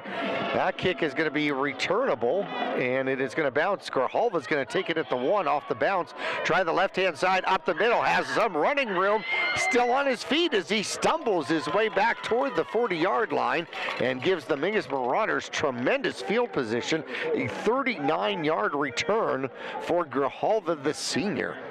Yeah, great job following blocks, letting everybody set up, and he almost found the gap in the middle to take that to the house, almost. Well, nice to see that he can run on that ankle. We missed him dearly last week against Lee Williams. As Mingus will come out In a wing formation, lone receiver is going to be Camacho at the top of the field. Man in motion, and Mingus will hand it off to the second back. Good differentiation. Actually, it's going to be Stokes that keeps it. And he fakes the handoff, goes the opposite direction, and picks up 3 for a 2nd and 7. Gets past the 40 to the 42. Yeah, Stokes taking a lot of damage tonight. Great running by our junior quarterback for the Marauders, and he's taken some hits. That time as he was getting tackled, got another shot coming in there, and you saw him kind of wince at his ribs a little bit as he come back to the huddle, but what a tough kid. High formation out there for the Mingus Marauders. One wing on the far side. There is the snap, and the quarterback will take it and keeps it. Dives his way forward toward the 45 up to the 44. He'll gain another couple. That'll bring up 3rd and manageable, maybe 3rd and 5. Yeah, another smart play by Stokes. Obviously, the Badgers, those adjustments that we're talking about from halftime, they have just shut down the Marauders offense, and there you saw the option play, and it just didn't work. I mean, that time they covered the pitch guy on the outside, so Stokes opts to just keep it himself, and he's only able to get, another 2 yards out of that. So the Badgers really, really making some good plays defensively. 8 minutes left to go in the 2023 season. Wing formation, 3rd and 5 from the Mingus Marauder 44-yard line. Stokes under center, takes the snap, deep handoff, and it goes to Ralston. Ralston gets around the corner, up toward the 50, close to first down. It's going to depend on where they're going to mark him. They are going to mark him short, and that is going to bring a 4th and short. Got to imagine that down 41-12, they'll probably go for it with a 4th and 2. Yeah, that's what I'm thinking as well. I think we'll see Coach Montebaez and this Marauder offense gamble a little bit, try to keep the ball for a little bit longer, and try to find some pay dirt, get some more points on the board. Mingus does set up like they're going to go for it. Wing formation. Stokes is under center. Prescott jumps and brings out the flag, and that might be a first down via penalty. And it looks like it's going to be. And great discipline by the Marauders. Work smarter, not harder. Nice job by the offensive line. Everybody stayed put. And you wonder if the Marauders were just trying to get them to jump there, and that was literally their only purpose. And it worked. It worked. Mingus visits Prescott's side of the field for the first time here in the second half. De La Haye brings the play in for the Mingus Marauders. 7.5 minutes left to go in quarter number 4. Mingus with a new set of downs at the Badger 48, trailing 41-12 here. Stokes under center, wing formation. Takes the snap, steps back, looks to throw, gets a block, and can't get out of it.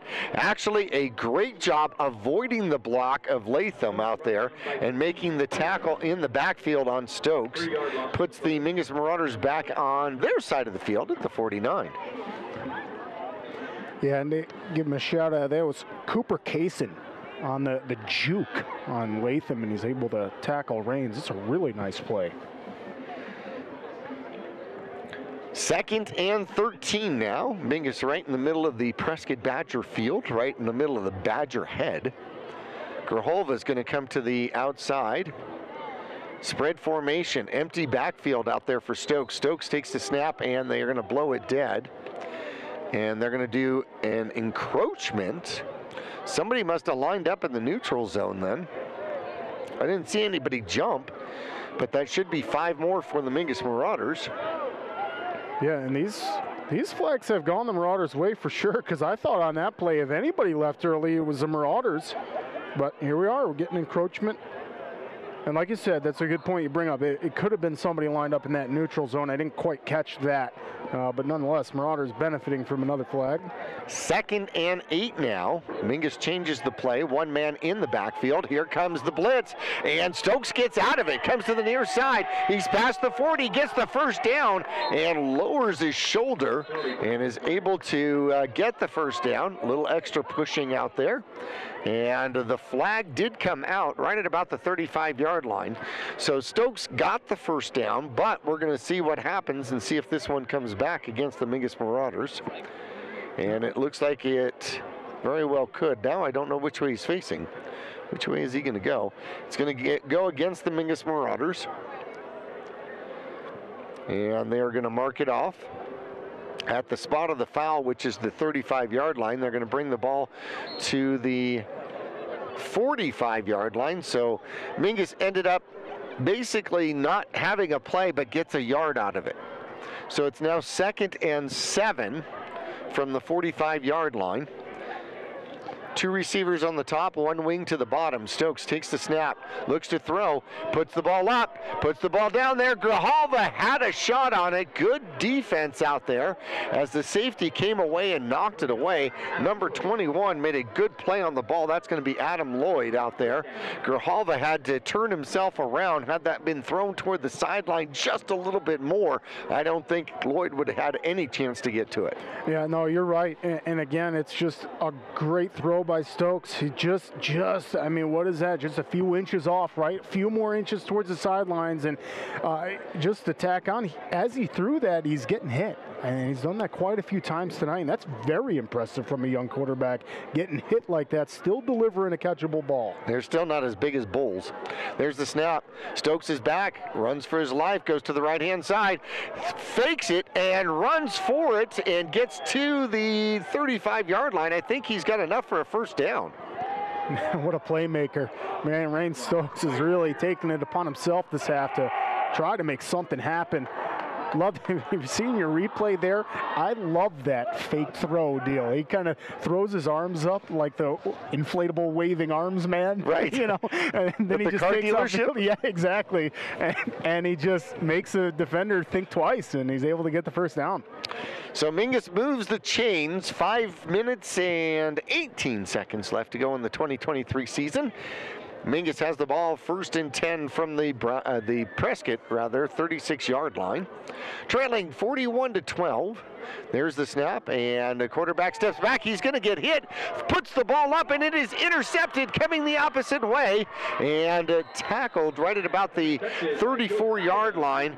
Playing center field out there is number 22, and he will come up with the interception. That's going to be Josiah Peoples, and Stokes was in trouble. He put it up, and he put it to an area, rather to a receiver, and the interception will turn it over, and Prescott will get the ball back at their own 34-yard line. I'm going to blame it on the camo. On the camo? Just didn't see him. Well, there you go. Didn't see Peoples out there wearing the camo jerseys.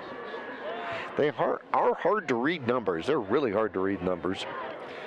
Out of shotgun goes Rice. He's got one back in the backfield. Lots of motion. They do hand it off, and weaving his way through, finally getting tackled with a great run, close to a first down out there. Okay, by Isaac Brasino. And Brasino will get his best run of the game. You see Hernandez getting back to the line of scrimmage a little bit gingerly, but great to see the senior back. 2nd and 1 for the Badgers. They've got the lead, they've got the ball, and the clock is definitely in their advantage. Taking their time now.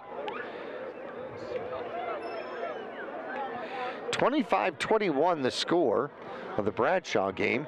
They run to the near side, and getting out of a Senna tackle and making his way across for a first down is going to be Braseno. And he will pick up another 8 to go with it. How about that? Yeah, and he's just continuing to have better and better runs. And that's just the Badgers' halftime adjustments have absolutely been the key to this game. Is very close going into halftime, and they find themselves with a comfortable lead, and they find themselves able to pretty much end this game if they can get a running plays and another first down. 2 receivers, one either side. They do hand it off. Coming to the near side, Mingus will collapse in on that one very well. No gain on the play. Overton with the run. And still, if you're the Badgers, it's still not bad because you're just continuing to eat that clock up. Mr. Clock to our left is not the Marauders' friend. 3:12 left to go in the 2023 season. Rice and the Badgers taking their time. Have this one fairly well in hand. And they're going to run out of time here if they're not careful. They finally get to the line with 2:50 left to go. And now we get a stop and play. And it is going to be a delay of game and a 5-yard penalty. That's going to bring up a 2nd and 15. That is the 7th penalty against Prescott out here today. 65 yards in penalties. Rice has got one man behind him. There's a snap. Lots of movement, not called, and trying to get around the right side. Gain of about 4. It's going to be number 28. That's going to be Rummage. And that'll take us under 2 minutes for sure with that run. And just another scoring update. Definitely a congrats to Yuma Catholic. With just 5 minutes left in the game, they are up 24-10 against who's right now the number 4 team in 4A. And that Yuma Catholic team is strong. 3rd and 11 now, with 1:55 left to go in the game. They hand the ball off, and Rummage winds his way through, picks up decent yardage. Give him about 4 or 5, and that's going to bring up a 4th down with 1:40 left to go. Big loss for the Mingus Marauders with Calandra on the sideline after that kickoff return. He has not been able to return to this game. What a sad way to finish it. An awesome senior season out there for the Mingus Marauders. One back in the backfield and a bad snap. And it didn't even get to the shotgun. That is... They're going to mark it off as they get another delay of game out there. It was the cattywampus play right there. Yeah, they've run the clock down to 1:14, and it is now 4th and 11 from the Mingus Marauder 47-yard line.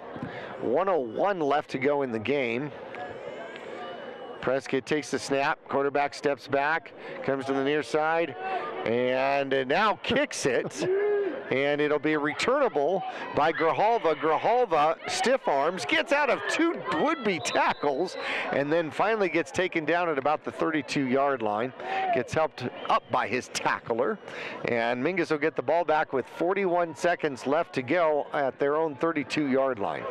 It was a pretty miraculous punt, was it not? Oh, yeah. It looked like he was going to be sacked from a few different angles, and what was even more impressive was Grijalva was ready to catch that punt. Well, Grijalva was back, and he was actually covering, and it was like, oh, well, I don't know if this was a pass or a punt, but either way, I'm going to take it. Impressive that he didn't bite on that, because you would think that he's going to get sacked or something, so nice job by the senior Grijalva. So speaking of seniors, Mingus has 22 of them for the 2023 season, and this will be their final 41 seconds. The Mingus Marauders hand it off, and it's De La Haye stretching it out to the outside, outruns his blocker, and then will get tackled finally inbound somewhere around the 35-yard line. So a gain of 4. And you just have a massive pile. That was a scrum at the end of that one. That could be the last play of the game, actually, with how long it's taking to get the ball set. 13 seconds left to go in the game. De La Haye with his first run of the second half gains 4. And Isaiah Latham's going to come back in the game, but they're not going to get a playoff. That's going to be the final here, 41-12 here on senior night. The Prescott Badgers take care of business over the Mingus Marauders. A young Prescott Badgers squad, very few seniors on this squad, so they're going to be a force to be reckoned with next year. 41-12 as we go into our Gittles High Desert Mechanical post-game show. We'll return for scoring and updates and individual stats when we come back after this.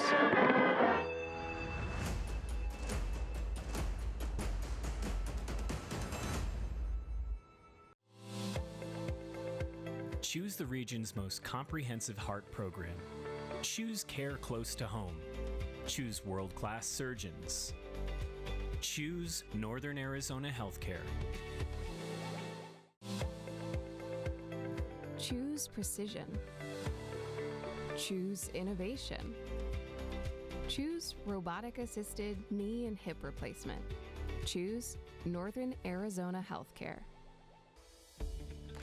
Yavapai College has many degree and certificate programs to get you on track to a rewarding, well-paying career in a variety of industries such as healthcare, manufacturing, construction, elementary education, and art. Fall semester starts on August 15th, so there's still time to register. Visit us online today at yc.edu/admission to connect with your future career.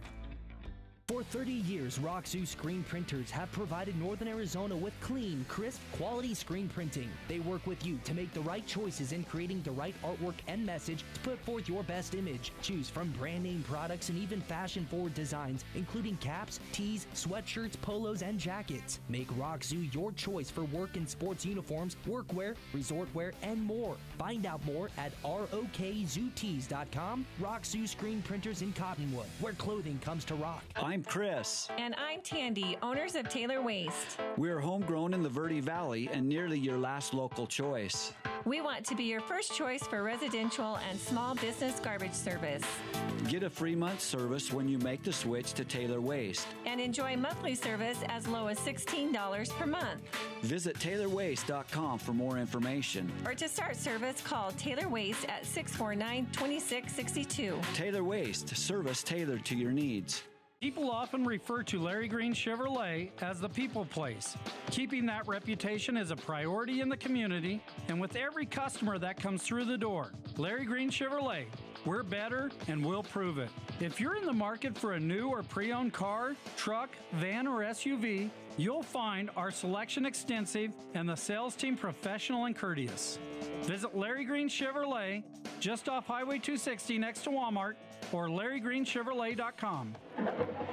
Well, the Mingus Marauders on screen here for one of the final times here for the 2023 season. Jackie Bessler, Nick Yatsinko, and we get into our Gettles High Desert Mechanical postgame show, the last one of the 2023 season.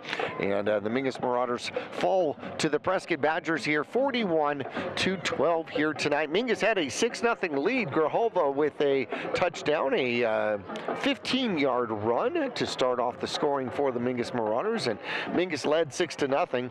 A 74-yard strike, Rice to Gunderman. That'll be something we say a lot during this recap. The extra point was blocked. It was 6-6. 8:08 left to go. A 14-yard pass. Stokes finds Camacho going up top to high point it.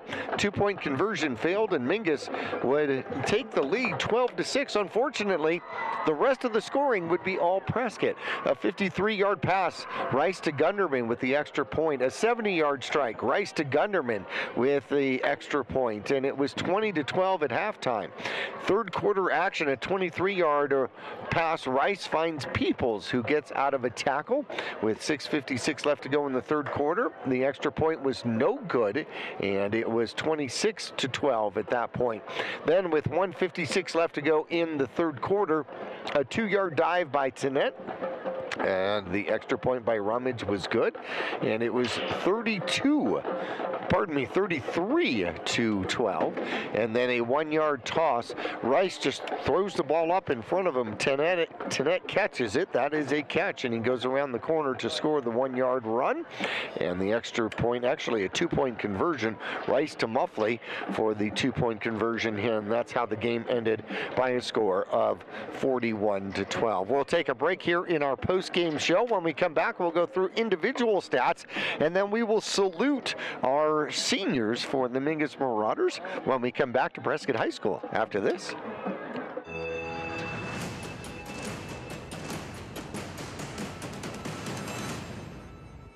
The right vehicles, the right people, the right price. Make Jones Ford of Verde Valley the right place to buy. Choose from our new in-stock Ford selection or custom order just the way you want it. Buy pre-owned with peace of mind with Jones Ford's lifetime powertrain warranty at no extra cost. Plus, drive a little, save a lot. Jones Ford is your tax advantage destination. So, for the right vehicles at the right price, make the right choice. Jones Ford Verde Valley, family owned and operated for over half a century. Just off I-17 in Camp Verde. I'm Chris. And I'm Tandy, owners of Taylor Waste. We're homegrown in the Verde Valley and nearly your last local choice. We want to be your first choice for residential and small business garbage service. Get a free month service when you make the switch to Taylor Waste. And enjoy monthly service as low as $16 per month. Visit TaylorWaste.com for more information. Or to start service, call Taylor Waste at 649-2662. Taylor Waste, service tailored to your needs. Starting in the late 1920s, Grandpa Gettle and his brothers laid the groundwork for what would become a family legacy. Almost 100 years and 100 patents later, Gettle's High Desert Mechanical continues to raise the bar of quality heating, cooling, and plumbing products and services throughout Yavapai County and Flagstaff. Call Gettle's High Desert Mechanical Heating, Air Conditioning, and Plumbing at 567-2200 or online at goettlshdm.com. Providing solutions for your comfort. Don't settle. Get Gettle's and go Marauders.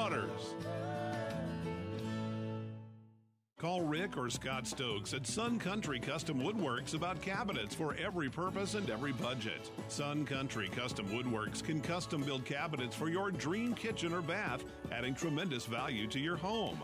Organize the garage and store stuff right with a call to Sun Country. And ask about money-saving options, including modular cabinet choices. You know, your cabinets may not be from this century. For ideas, start at suncountrywoodworks.com.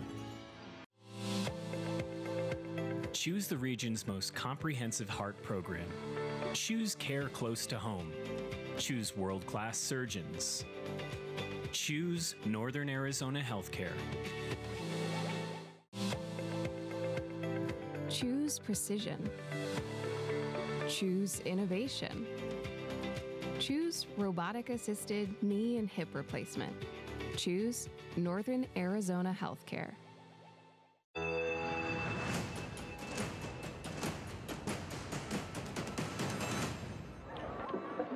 41-12, your final for the final game of the 2023 season here at the Gettles High Desert Mechanical post-game report. Jackson Rice had a fantastic senior night as he ended up 10 for 14, 246 yards, 1 interception, 5 touchdowns in the game. Tennant was 1 for 2, 23 yards throwing the ball. 107 yards on the ground for the Prescott Badgers. Tennant ended up with 31.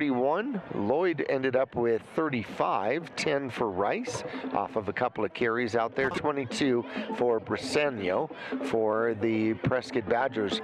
For the Mingus Marauders, Stokes started the first half absolutely fantastic as he was 6 of 9, 87 yards, tried 4 passes in the second half, ended up with just no receptions and 1 interception. So he ends up the night 6 for 13, 1 touchdown, 1 interception, 87 yards in the air for Stokes throwing the ball. On the ground, he had a little bit more success as he ends up with 12 carries for 44 yards. He did fantastic in the first half. He had 52 yards on 4 carries. In the second half, he had 8 carries for -8 yards, but he was sacked 5 times in the 5 times in the second half. De La Haye added 22 yards for the Mingus Marauders here. A lot of that coming in the second half. Senna had 9 carries for 20 yards. Grijalva in his last year as a Mingus Marauder senior, 10 carries, 40 yards, and 1 touchdown for the Mingus Marauders. Camacho had 3 catches for 53 yards all in the first half and 1 touchdown. Grijalva had 2 receptions for 20 yards, and Leckington 1 for 33 yards. There's our final stats here for the evening as we look at all of the final seniors. The Mingus Marauders, 22 seniors on this squad that will not be back next season. Yeah, big congratulations, and I'm just going to run right through them here. Mario Camacho, outstanding job this season.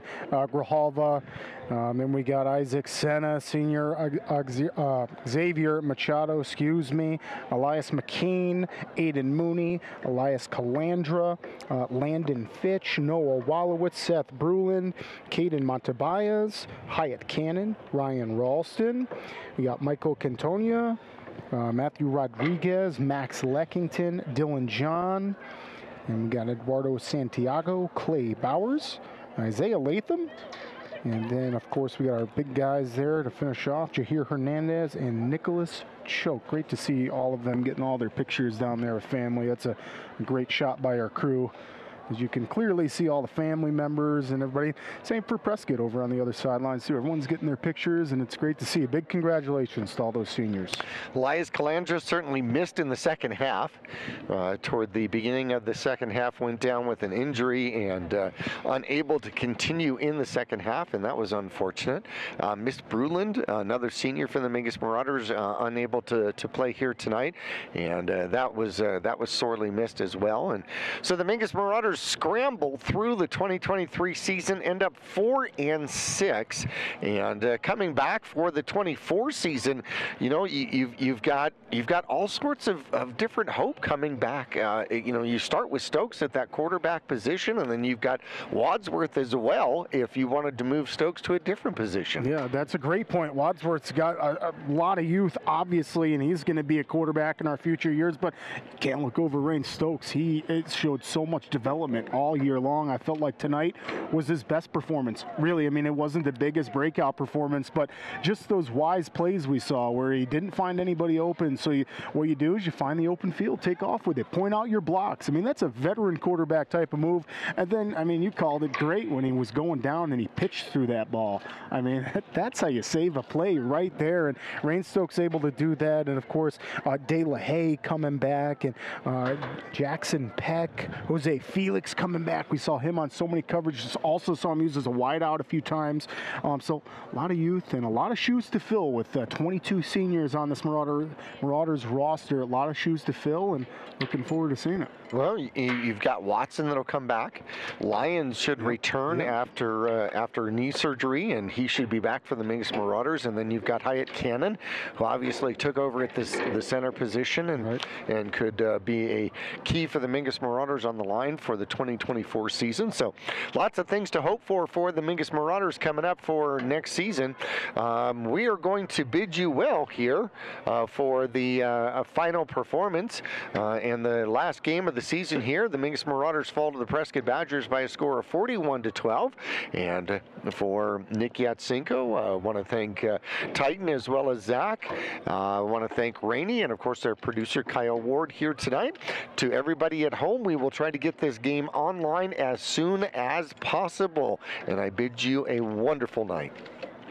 This has been the post-game report brought to you by Gettles High Desert Mechanical Heating, AC, and Plumbing Specialist, online at GettlesHDM.com.